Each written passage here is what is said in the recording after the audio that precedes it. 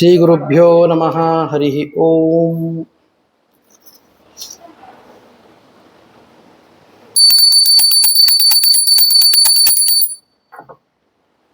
ಶಮಯನ್ ಭವಸಂತಾಪಂ ರಮಯನ್ ಸಾಧು ಚಾತಕಾನ್ ಕೃಷ್ಣಮೇಘಃ ಕೃಪಾದೃಷ್ಟಿ ವೃಷ್ಟ್ಯಾ ಪುಷ್ಣಾತು ಮಾಮಪಿ. ಶ್ರೀಮದಾನಂದತೀರ್ಥಾರ್ಯ ಪಾದಪಂಕಜರೇಣವಃ ಪವಿತ್ರಯಂತು ಮಾಂ ನಿತ್ಯಂ ಪಾಪಪಾಟನ ಪಂಡಿತಾಃ. ಅಸ್ಮದ್ಗುರು ಸಮಾರಂಭಾಂ ಟೀಕಾಕೃತ್ಪಾದಮಧ್ಯಮಾಂ ಶ್ರೀಮದಾಚಾರ್ಯ ಪರ್ಯಂತಾಂ ವಂದೇ ಗುರು ಪರಂಪರಾಂ. ಆಪಾದಮೌಲಿ ಪರ್ಯಂತಂ ಗುರುಣಾಂ ಆಕೃತಿಂ ಸ್ಮರೇತ್ ತೇನ ವಿಘ್ನಾಃ ಪ್ರಣಶ್ಯಂತಿ ಸಿದ್ಧ್ಯಂತಿ ಚ ಮನೋರಥಾಃ. ಹರಿ ಓಂ ಹರಿ ಓಂ ಹರಿ ಓಂ. ಸ್ವಸ್ತಿಸ್ತು ಸತಾಂ ಅಶೇಷ ಸನ್ಮಂಗಳಾನಿ ಸಂತು. ಶ್ರೀ ಗುರುಭ್ಯೋ ನಮಃ. ಹರಿ ಓಂ. ಪರಮ ಪವಿತ್ರವಾದ ಈ ಅಧಿಕ ಮಾಸದ ಕಾಲದಲ್ಲಿ ಇವತ್ತಿನಿಂದ ಆರಂಭ ಮಾಡಿಕೊಂಡು ಮೊದಲಿನ 7 ದಿನಗಳ ಕಾಲ ನಾವು ಅಧಿಕ ಮಾಸ ಮಹಾತ್ಮೆಯನ್ನು ಕೇಳಲಿಕ್ಕೆ ಇಲ್ಲಿ ನೆರೆದಿದ್ದೇವೆ. ಅಧಿಕ ಮಾಸವನ್ನು ಪುರುಷೋತ್ತಮ ಮಾಸ ಅಂತಲೂ ಕರೀತಾರೆ. ಅದರ ವಿಶೇಷತೆಯನ್ನೇ ಕೇಳಲಿಕ್ಕೆ ನಾವು ಪ್ರಧಾನವಾಗಿ ಈ ಪುರಾಣ ಸಾಹಿತ್ಯದಲ್ಲಿ ಅನೇಕ ಕಡೆಗೆ ಅಧಿಕ ಮಾಸದ ಮಹಾತ್ಮ್ಯವನ್ನು ತಿಳಿಸಿದ್ದಾರೆ. ಅದರಲ್ಲೂ ವಿಶೇಷವಾಗಿ ಪದ್ಮಪುರಾಣದಲ್ಲಿ, ಇನ್ನೂ ವಿಶೇಷವಾಗಿ ಬೃಹನ್ನಾರದೀಯ ಪುರಾಣ, ಅದರಲ್ಲಿ ಈ ಅಧಿಕ ಮಾಸ ಮಹಾತ್ಮೆಯನ್ನು ಬಹಳ ವಿಸ್ತಾರವಾಗಿ ತಿಳಿಸಿಕೊಟ್ಟಿದ್ದಾರೆ. 31 ಅಧ್ಯಾಯಗಳಲ್ಲಿ ವಿಸ್ತೃತವಾಗಿ ಅಧಿಕ ಮಾಸದ ಮಹಾತ್ಮ್ಯವನ್ನು ತಿಳಿಸಿಕೊಟ್ಟಿದ್ದಾರೆ. ಅದನ್ನು ಯಥಾಶಕ್ತಿ ಯಥಾಮತಿ ನಾವು ತಿಳಿದು ಆಚರಣೆಯನ್ನು ಮಾಡಿದರೆ ಹೆಚ್ಚಿನ ಪುಣ್ಯ ಇದೆ ಅನ್ನೋದಕ್ಕಾಗಿ ಈ ಕೆಲಸವನ್ನು ಮಾಡ್ತಾ ಇದ್ದೇವೆ. ಯಾವುದೇ ಸತ್ಕರ್ಮವನ್ನು ಮಾಡುವಾಗ ಆ ಸತ್ಕರ್ಮವನ್ನು ಯಾಕೆ ಮಾಡ್ತಾ ಇದ್ದೀವಿ ಅಂತ ತಿಳಿದು ಮಾಡಿದರೆ ವಿಶೇಷ ಲಾಭವಾಗ್ತದೆ. ಲಾಭ ಅನ್ನೋದು ಒಂದು.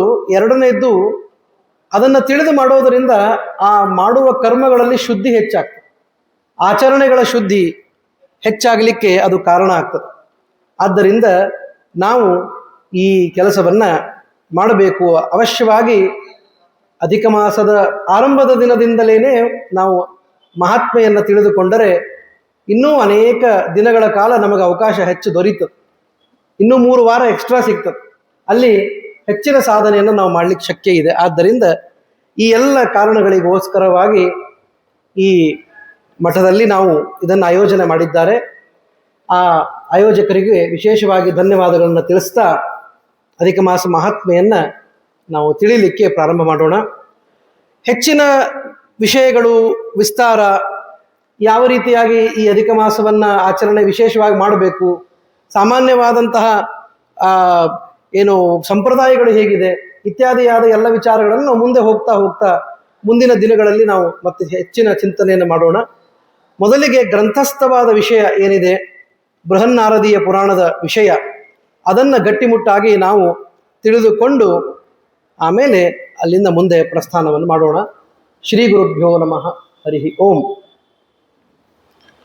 ವಂದೇ ಮಂದಾರಂ ವೃಂದಾವನ ವಿನೋದಿನಂ ವೃಂದಾವನ ಕಲಾನಾಥಂ ಪುರುಷೋತ್ತಮಮದ್ಭುತಂ. ಮೊದಲಿಗೆ ವಕ್ರತುಂಡ ಮಹಾಕಾಯ ಕೋಟಿ ಸೂರ್ಯ ಸಮಪ್ರಭ ನಿರ್ವಿಘ್ನಂ ಕುರುಮೇ ದೇವ ಸರ್ವಕಾರ್ಯೇಷು ಸರ್ವದಾ. ವೇದವ್ಯಾಸದೇವರು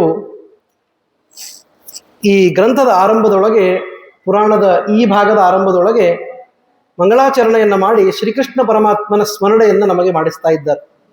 ವಂದೇ ಮಂದಾರಂ ವೃಂದಾವನ ವಿನೋದಿನಂ.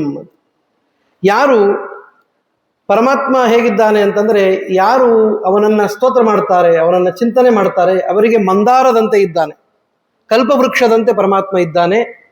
ಅವನಿಗೆ ನಮಸ್ಕಾರವನ್ನು ಮಾಡಬೇಕು. ಆಮೇಲೆ ಪರಮಾತ್ಮನಿಗೆ ಒಂದು ಹೆಸರಿದೆ, ವೃಂದಾವನ ಚಂದ್ರ ಅಂತ ಒಂದು ಕರೀತಾರೆ.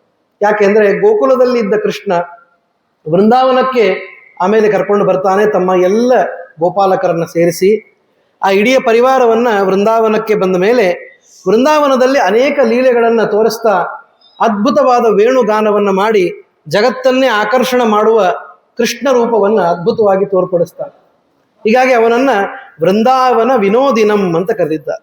ಅಂದರೆ ವೃಂದಾವನ ಕ್ಷೇತ್ರವಾಸಿಗಳಿಗೆ ಆಹ್ಲಾದವನ್ನು ಕೊಡುವ, ವಿನೋದವನ್ನು ಕೊಡುವಂತಹ ವ್ಯಕ್ತಿ ಅಂತ. ಆಮೇಲೆ ವೃಂದಾವನ ಕಲಾನಾಥಂ, ಪೂರ್ಣಚಂದ್ರ ಇದ್ದರೆ ಅವನಿಗೆ ಏನಂತ ಕರೀತಾರೆ? ಕಲಾನಾಥ ಅಂತ ಕರೀತಾರೆ. ಯಾಕೆಂದರೆ ಪೂರ್ಣಚಂದ್ರನಲ್ಲಿ ನೀವು ಕಲೆ ಕಾಣಿಸ್ತದೆ. ಕಲಾನಾಥ ಅಂದರೆ ಚಂದ್ರ. ಇವನು ವೃಂದಾವನ ಜನರಿಗೆ ಆಹ್ಲಾದವನ್ನು ಹೇಗೆ ಕೊಡ್ತಾನೆ ಅಂತಂದರೆ ವೃಂದಾವನ ಕಲಾನಾಥಂ ಅಂತ. ವೃಂದಾವನಕ್ಕೆ ಚಂದ್ರನಂತೆ, ಪೂರ್ಣಚಂದ್ರನಂತೆ ಅವರಿದ್ದಾನೆ. ಅಂತಹ ಅದ್ಭುತಂ, ಅಚಿಂತ್ಯನಾದ ಅದ್ಭುತನಾದಂತಹ ಪರಮಾತ್ಮನಿಗೆ ಪುರುಷೋತ್ತಮ ಎಂಬುದಾಗಿ ಕರೆದಿದ್ದಾರೆ. ಈ ಇಡೀ ಪ್ರಕರಣವನ್ನ ಪುರುಷೋತ್ತಮ ಮಾಸ ಅಂತ ನಾವು ಕರಿತೀವಲ್ಲ, ಅದನ್ನ ಸೂಚನೆ ಮಾಡಲಿಕ್ಕೆ ಮೊದಲನೇ ಶ್ಲೋಕದೊಳಗೇನೆ ಪುರುಷೋತ್ತಮ ಅದ್ಭುತಂ ಅಂತ ಕರೆದಿದ್ದಾರೆ. ವೃಂದಾವನ ಕಲಾನಾಥಂ ಪುರುಷೋತ್ತಮ ಅದ್ಭುತಂ ಅಂತ ಕರೆದಿದ್ದಾರೆ. ನಾರಾಯಣಂ ನಮಸ್ಕೃತ್ಯ ನರಂಚೈವ ನರೋತ್ತಮಂ ದೇವೀಂ ಸರಸ್ವತೀಂ ವ್ಯಾಸಂ ತಥೋ ಗ್ರಂಥ ಮುದೀರಯೇತ್. ಮುಂದೆ ಹೇಳ್ತಾರೆ, ಸರ್ವೋತ್ತಮನಾದ ನಾರಾಯಣನನ್ನ ಈ ವಿಧವಾಗಿ ನಮಸ್ಕಾರವನ್ನು ಮಾಡಿ, ನರಂಚೈವ ಶೇಷದೇವರನ್ನ, ಸಮಸ್ತ ಗ್ರಂಥ ರಾಶಿಗಳಿಗೆ ಅಭಿಮಾನಿ ಸ್ವರೂಪರಾದ ಶೇಷದೇವರನ್ನು ನಮಸ್ಕಾರ ಮಾಡಿ, ನರೋತ್ತಮಂ ಅಂದರೆ ವಾಯುದೇವರನ್ನು ನಮಸ್ಕಾರ ಮಾಡಿ, ಸರಸ್ವತಿ ದೇವಿಯರನ್ನ ಮತ್ತು ಗ್ರಂಥಕರ್ತೃಗಳಾದ ವೇದವ್ಯಾಸ ದೇವರನ್ನ ನಮಸ್ಕಾರ ಮಾಡಿ ಪುರಾಣ ಶಾಸ್ತ್ರವನ್ನು ಅಧ್ಯಯನ ಮಾಡಬೇಕು. ಈ ಪುರಾಣವನ್ನು ಅಧ್ಯಯನ ಮಾಡಲಿಕ್ಕೆ ಎಲ್ಲರ ಸ್ಮರಣೆ ಅತ್ಯವಶ್ಯವಾಗಿ ಮಾಡಬೇಕು. ಯಾಕಂದರೆ ಇದು ನಮ್ಮ ಋಷಿಗಳು ಕೊಟ್ಟ ಗ್ರಂಥ ಆದ್ದರಿಂದ ಋಷಿ ಋಣ ತೀರಿಸ್ಬೇಕು. ಋಷಿ ಋಣ ತೀರಿಸೋದು ಅಂದ್ರೆ ಏನು? ಯಾವ ಋಷಿಗಳು ಇದನ್ನು ಮಾಡಿದ್ದಾರೋ ಅವರ ಸ್ಮರಣೆ ಮಾಡೋದು. ಎಲ್ಲವೂ ಕೂಡ ವೇದವ್ಯಾಸರ ಮುಖವಾಣಿಯಿಂದಲೇ ಬಂದದ್ದಾದ್ದರಿಂದ ವೇದವ್ಯಾಸರ ಸ್ಮರಣೆಯನ್ನು ಮಾಡಿ ಈ ಗ್ರಂಥವನ್ನ ಆರಂಭ ಮಾಡ್ತಾ ಇದ್ದಾರೆ.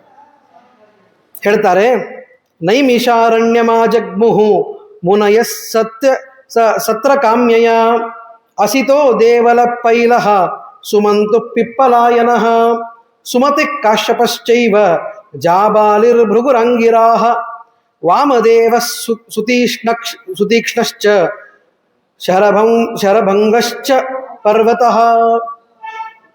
ಹೇಳ್ತಾರೆ, ನೈಮಿಷಾರಣ್ಯಕ್ಕೆ ಎಲ್ಲ ಋಷಿಗಳು ಬಂದು ಸಮಾಗಮ ಮಾಡಿದ್ದಾರೆ.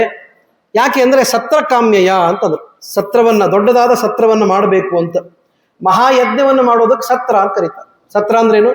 ಅನೇಕ ದಿನಗಳ ಕಾಲ ಮಾಡುವ ಯಜ್ಞಕ್ಕೆ ಸತ್ರ ಅಂತ ಕರೀತಾರೆ. ಅದನ್ನ ಮಾಡಬೇಕು ಅಂತ ಇಚ್ಛೆಯಾಗಿ ಬೇರೆ ಬೇರೆ ಋಷಿಗಳೆಲ್ಲ ನೈಮಿಷಾರಣ್ಯದಲ್ಲಿ ಸೇರಿಕೊಂಡಿದ್ದಾರೆ. ಅಸಿತ, ದೇವಲ, ಪೈಲ, ಸುಮಂತು ಇವರೆಲ್ಲ ವೇದವ್ಯಾಸ ದೇವರ ಶಿಷ್ಯರೇ. ಸುಮಂತು, ವೈಶಂಪಾಯನ, ಪೈಲ ಈ ಮೊದಲಾದ ಎಲ್ಲ ಋಷಿಗಳು ಕೂಡ ಅಲ್ಲಿ ಬಂದು ಸೇರಿದ್ದಾರೆ.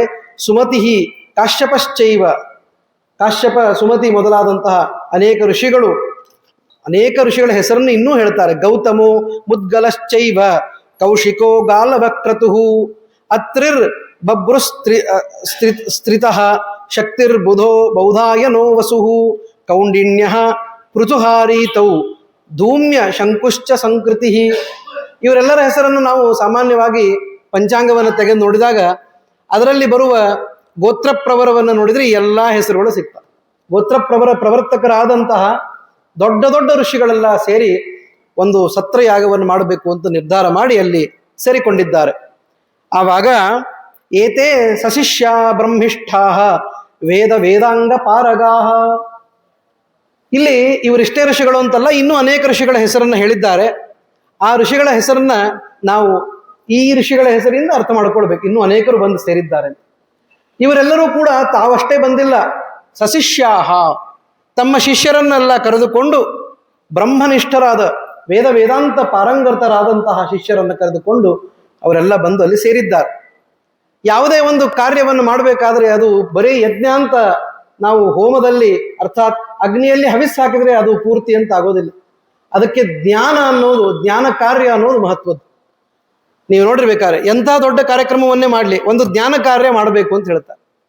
ಯಾಕೆ ಜ್ಞಾನ ಕಾರ್ಯ ಮಾಡಬೇಕು ಅಂದ್ರೆ ದಕ್ಷಿಣಾ ಜ್ಞಾನ ಸಂದೇಶ ಅಂತ ಹೇಳಿ. ಆದ್ದರಿಂದ ಜ್ಞಾನ ಕಾರ್ಯ ಮಾಡಿದರೆ ಅದು ಪರಿಪೂರ್ಣವಾಗ್ತದೆ. ಈ ರೀತಿಯಾಗಿ ಏನಾಯಿತು ಅಂತಂದ್ರೆ ಅಲ್ಲಿ ಸೂತಾಚಾರ್ಯರು ಆ ನೈಮಿಷಾರಣ್ಯಕ್ಕೆ ಬರ್ತಾರೆ. ಇದೇ ಕಾಲಕ್ಕೆ ಸರಿಯಾಗಿ ಸಮಾಗಮ ಆಗ್ತದೆ. ನೈಮಿಷಾರಣ್ಯಮಾಸಾದ್ಯ ಸತ್ರಂ ಕರ್ತುಂ ಸಮುದ್ಯತಾಃ ತೀರ್ಥಯಾತ್ರಾ ಮಥೋದ್ದಿಶ್ಯ ಗೇಹಾತ್ ಸೂತೋ ವಿನಿರ್ಗತಃ. ಸೂತಾಚಾರ್ಯರು ಇದೇ ಕಾಲಕ್ಕೆ ತಮ್ಮ ಕ್ಷೇತ್ರದಿಂದ ಎಲ್ಲ ಕಡೆ ತೀರ್ಥಯಾತ್ರೆಯನ್ನು ಮಾಡ್ತಾ ಇವರ ಸಮೀಪಕ್ಕೆ ಬಂದಿದ್ದಾರೆ. ಋಷಿಗಳನ್ನೆಲ್ಲ ನೋಡಿದ್ರು, ಇಷ್ಟು ಜನ ಋಷಿಗಳು ಸೇರಿದ್ದಾರೆ ಅಂದ್ರೆ ಏನೋ ಒಂದು ದೊಡ್ಡ ಕೆಲಸವನ್ನು ಮಾಡ್ತಾ ಇರ್ತಾರೆ ಅಂತ ನಿಶ್ಚಯ ಮಾಡಿಕೊಂಡು ಸೂತಾಚಾರ್ಯರು ಅಲ್ಲಿ ಬಂದು ಬಂದಿದ್ದಾರೆ. ಬಂದ ತಕ್ಷಣ ನೋಡ್ತಾರೆ, ಪೃಥಿವೀಂ ಪರ್ಯಟನ್ನೇವ ನೈಮಿಷೇ ದೃಷ್ಟವಾನ್ ಮುನೀನ್ ತಾನ್ ಶಿಷ್ಯಾನ್ ನಮಸ್ಕರ್ತುಂ ಸಂಸಾರಾರ್ಣವತಾರಕಾನ್ ಸೂತ ಪ್ರಹರ್ಷಿತ ಪ್ರಾಗಾತ್ ಯತ್ರ ಸಂಸ್ಥೆ ಮುನೀಶ್ವರಾಹ. ದೂರದಲ್ಲಿ ನೋಡಿದ್ರೆ ಇಷ್ಟು ಜನ ಸೇರಿದ್ದಾರೆ, ಈಗೆಲ್ಲ ಇಷ್ಟು ಜನ ಸೇರಿದ್ದಾರೆ ಅಂತ ಒಬ್ಬೊಬ್ಬರು ಬಂದು ಹೇಗೆ ಕೂಡ್ತಾರಲ್ಲ ಹಾಗೆ ಅಷ್ಟು ಜನ ದೊಡ್ಡ ದೊಡ್ಡ ಋಷಿಗಳಿದ್ದಾರೆ ಅಂತ ಆದಮೇಲೆ ಅವರ ಹತ್ತಿರ ಹೋಗಿ ನಮಸ್ಕಾರವನ್ನಾದರೂ ಮಾಡಿ ಬರೋಣ ಅಂತ ಹೇಳಿ ಸೂತಾಚಾರ್ಯರು ಬಂದ್ರಂತ. ಯಾಕೆ ಅಂದರೆ ಅವ್ರು ಹೇಳ್ತಾರೆ, ಅವರೆಲ್ಲರೂ ಕೂಡ ಸಂಸಾರಾರ್ಣವ ತಾರಕಾನ್, ಸಂಸಾರದ ಭಯವನ್ನು ಹೋಗಲಾಡಿಸುವ ಋಷಿಗಳು. ನಮಗೆಲ್ಲ ಇರುವಂತಹ ದುಃಖ ಏನು ಅಂದರೆ ಸಂಸಾರವೇ ದುಃಖ. ಅದನ್ನು ಹೋಗಲಾಡಿಸಲಿಕ್ಕೆ ಇಂಥ ಋಷಿಗಳು ತಾರಕರಾಗಿರ್ತಾರೆ.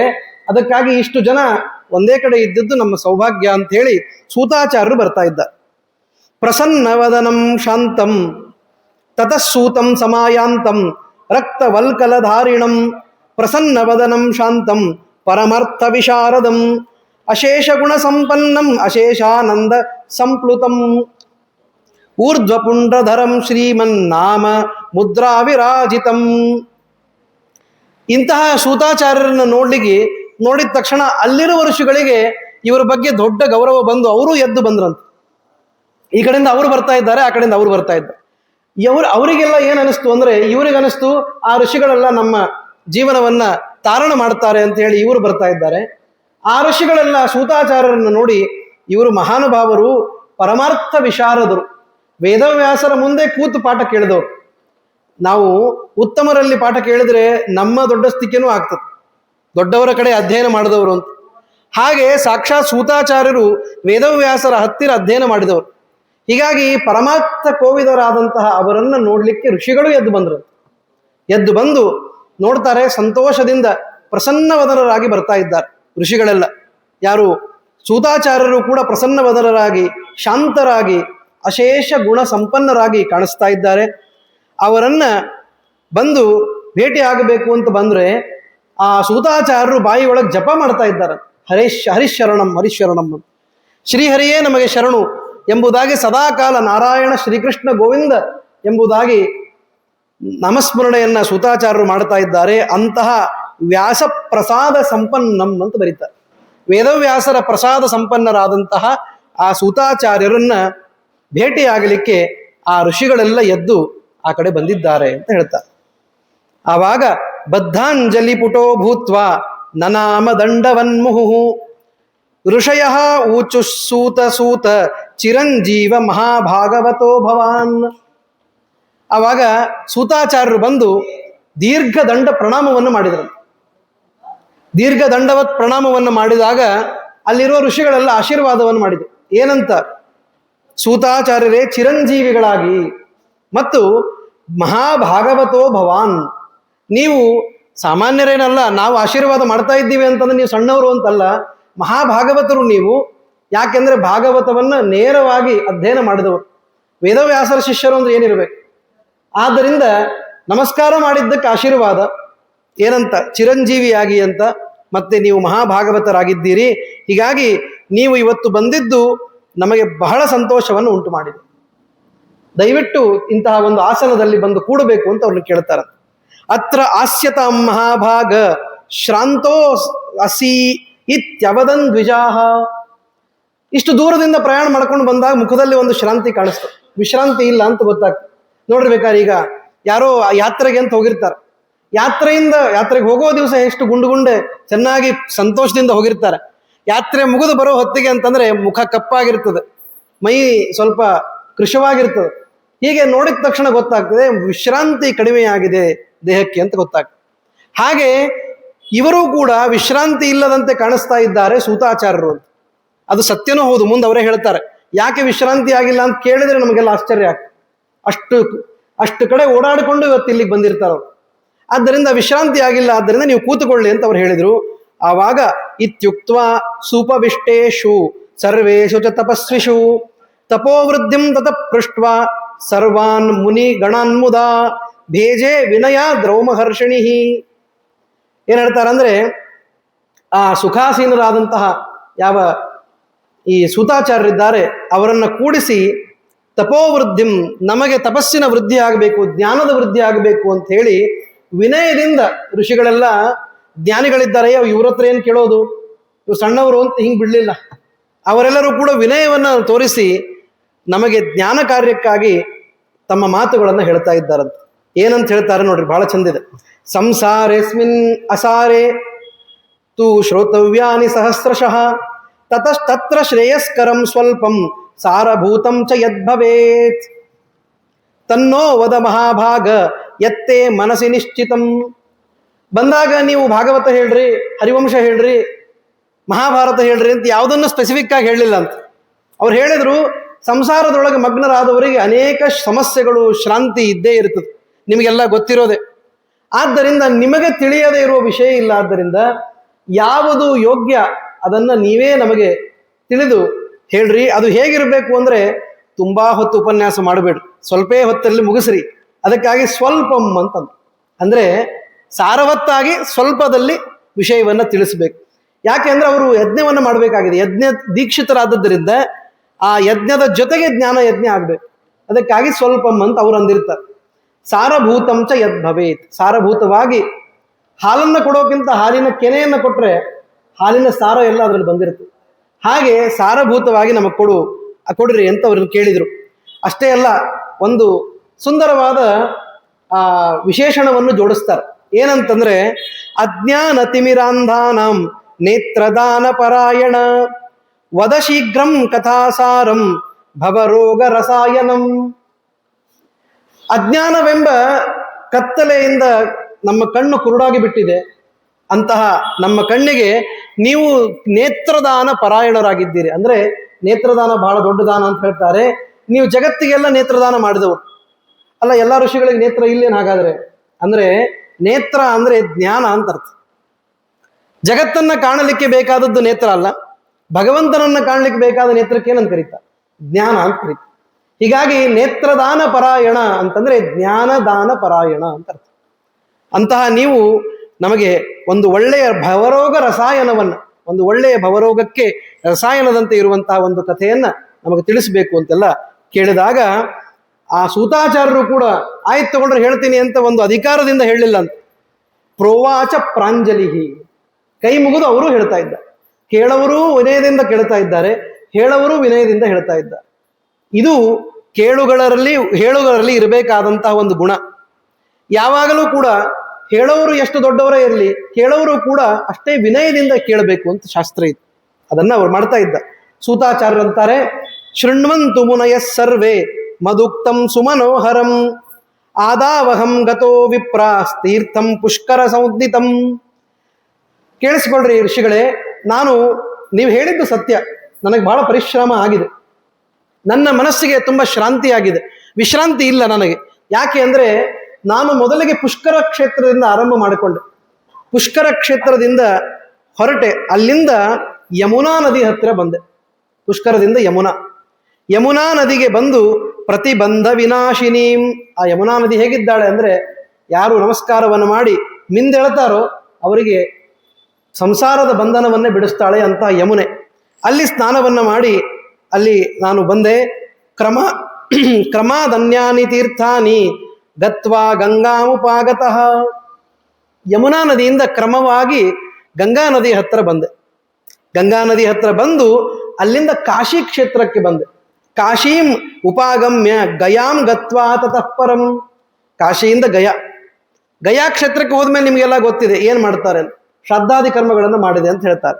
ಪಿತೃನ್ ಇಷ್ಟ್ವಾ ತಥೋ ವೇಣೀಂ ಕೃಷ್ಣಾಂ ಚ ತದನಂತರಂ ತತಸ್ನಾತ್ವಾ ಚ ಗಂಡಕ್ಯಾಂ ಪುನಃ ಆಶ್ರಮ ಮಾವ್ರಜಂ.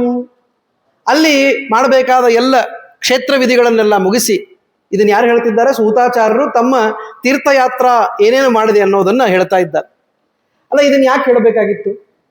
ಅವ್ರೇನು ಕೇಳಿದ್ದು? ನೀವೊಂದು ಉಪನ್ಯಾಸ ಮಾಡ್ರಿ ಅಂತ ಕೇಳಿದ್ದು. ಅವರು ನಾನು ಎಲ್ಲೆಲ್ಲಿ ಓಡಾಡಿ ಬಂದೆ ಅಂತೆಲ್ಲ ಹೇಳ್ತಾ ಇದ್ದಾರಲ್ಲ, ಯಾಕಿದು ಒಂದು ಪ್ರಶ್ನೆ ಬರಬೇಕಲ್ಲ ನಮ್ಗೆ.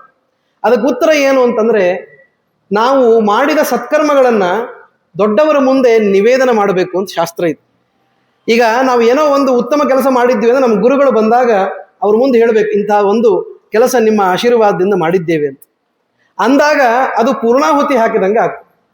ಹೀಗಾಗಿ ತಾವು ಮಾಡಿದ ತೀರ್ಥಯಾತ್ರೆಯನ್ನ ಆ ಮಹಾನುಭಾವರಾದ ಕಶ್ಯಪಾದಿ ಋಷಿಗಳ ಮುಂದೆ ಅವರು ನಿವೇದನ ಮಾಡ್ತಾ ಇದ್ದಾರೆ ಅಂತ ಅಭಿಪ್ರಾಯ. ಏನು ಹೇಳಿದರು? ನಾನು ಅಲ್ಲೆಲ್ಲ ಕರ್ಮಾದಿಗಳನ್ನೆಲ್ಲ ಮುಗಿಸಿ ಗಂಡಕಿ ನದಿ ಅಂತ ಎಲ್ಲಿದೆ ಇವತ್ತಿನ ನೇಪಾಳದಲ್ಲಿ, ಆ ಗಂಡಕಿ ನದಿಗೆ ಹೋಗಿ ಸ್ನಾನ ಮಾಡಿ ಪುಲಹಾಶ್ರಮಕ್ಕೆ ಹೋದೆ. ಅಲ್ಲಿ 3 ದಿನ ಕಳೆದು ನೇರವಾಗಿ ಗೋದಾವರಿಗೆ ಬಂದೆ ಅಂತ. ಗಂಡಕಿ ನದಿಯಲ್ಲಿ ಗೋದಾವರಿಯಲ್ಲಿ ಎಷ್ಟು ದೂರ? ಅಷ್ಟು ದೂರದ ಪ್ರಯಾಣವನ್ನು ಮಾಡಿ ಗೋದಾವರಿಗೆ ಬಂದು ಅಲ್ಲಿಂದ ಕೆಳಗೆ ದಕ್ಷಿಣ ದೇಶಕ್ಕೆ ಬಂದು ಕಾವೇರಿ ಮತ್ತೆ ಬೇರೆ ಎಲ್ಲ ಕ್ಷೇತ್ರಗಳ ಸಂದರ್ಶನವನ್ನು ಮಾಡಿ ಸೇತುಬಂಧ ಮಥಾಗಮಂ. ಸೇತುಬಂಧ ಅಂತಂದ್ರೆ ಧನುಷ್ಕೋಟಿ ಅಥವಾ ನಮ್ಮ ರಾಮೇಶ್ವರ ಕ್ಷೇತ್ರ, ಅಲ್ಲಿ ಬಂದು ಆ ಸೇತುಬಂಧವನ್ನು ಕೂಡ ನಾನು ಹೋಗಿ ಬಂದೆ. ಅಲ್ಲಿಂದ ಮುಗಿಸಿಕೊಂಡು ಮೊದಲು ಗಂಡಕಿ ನದಿಯಿಂದ ಈ ಕಡೆ ಗೋದಾವರಿಗೆ ಬಂದಿದ್ದೆ. ಈಗ ರಾಮೇಶ್ವರದಿಂದ ನೇರವಾಗಿ ಬದರಿಕಾಶ್ರಮಕ್ಕೆ ಹೋದೆ ಅಂತ ಅಲ್ಲಿಂದ. ಇದೆಲ್ಲ ಅವ್ರು ಹೇಗೆ ಮಾಡಿದ್ದಾರೋ ನೋಡ್ರಿ. ಇದು ಯಾವ ಕಾಲದ್ದು? ಹಳೆ ಕೃತಯುಗ ಕಥೆ. ಆದ್ದರಿಂದ ಬದರಿ ಕ್ಷೇತ್ರಕ್ಕೆ ನಾನು ಬಂದೆ. ಅಲ್ಲಿ ಬದರಿ ಕ್ಷೇತ್ರದಲ್ಲಿ ನಿಮಗೆಲ್ಲ ಗೊತ್ತಿದೆ, ಸಾಕ್ಷಾತ್ ನರನಾರಾಯಣಾಶ್ರಮ ಅಂತೆ ಅಲ್ಲಿದೆ. ಆ ನಾರಾಯಣಾಶ್ರಮದ ನಾರಾಯಣನನ್ನ ನಮಸ್ಕಾರವನ್ನ ಮಾಡಿ, ಏವಮಾದಿಷು ತೀರ್ಥೇಶು ಭ್ರಮನ್ನಾಗತವಾನ್ ಕುರೂನ್. ಆ ಬದರಿಕಾಶ್ರಮದಲ್ಲಿ ಮುಗಿಸ್ಲಿಲ್ಲ, ಅಲ್ಲಿಂದ ಕುರುಕ್ಷೇತ್ರಕ್ಕೆ ಬಂದರು. ಕುರುಜಾಂಗಲ ಅಂತ ಕರೀತಾರೆ ನೋಡಿ. ಅಂದ್ರೆ ಇದು ಇವತ್ತಿನ ಹರಿಯಾಣ ಆ ಪ್ರಾಂತದೊಳಗಿರುವಂಥ ಕ್ಷೇತ್ರ. ಆ ಹರಿಯಾಣ ಮತ್ತು ಉತ್ತರ ಪ್ರದೇಶಕ್ಕೆಲ್ಲ ಬಂದು ಕೊನೆಗೆ ಹಸ್ತಿನಾವತಿಗೆ ಬಂದ್ರಂತ. ಹಸ್ತಿನಾಪುರ ಅಂದ್ರೆ ಇವತ್ತು ಉತ್ತರ ಪ್ರದೇಶದೊಳಗೆ ಮೀರಟ್ ಅಂತಂದು ಊರದು, ಅದರ ಹತ್ರ ಬರ್ತದೆ ಹಸ್ತಿನಾವತಿ. ಇಡೀ ಮಹಾಭಾರತದ ಹೃದಯ ಭಾಗ ಹಸ್ತಿನಾಪುರ, ಅದು ಇರೋದು ಇವತ್ತು ಉತ್ತರ ಪ್ರದೇಶದೊಳಗೆ. ಅಲ್ಲಿಗೆ ಬಂದೆ ಅಂತ ಹೇಳಿದ್ರು. ಅಲ್ಲಿ ಯಾಕೆ ಬಂದೆ ಅಂದ್ರೆ, ಅಲ್ಲಿ ಒಂದು ಸುದ್ದಿ ಕೇಳಿದ್ರು. ಏನಂದ್ರೆ ವಿಷ್ಣುರಾತ ಅಂದ್ರೆ ಇವನಿದ್ದಾನೆ, ಪರೀಕ್ಷಿತ್ ರಾಜ ಇದ್ದಾನೆ, ಅವನಿಗೆ ವಿಷ್ಣುರಾತ ಅಂತ ಕರೀತಾರೆ, ನಿಮ್ಗೆಲ್ಲ ಗೊತ್ತಿದೆ. ಇನ್ನೊಂದು ಹೆಸರು ಪರೀಕ್ಷಿತನಿಗೆ ವಿಷ್ಣುರಾತ.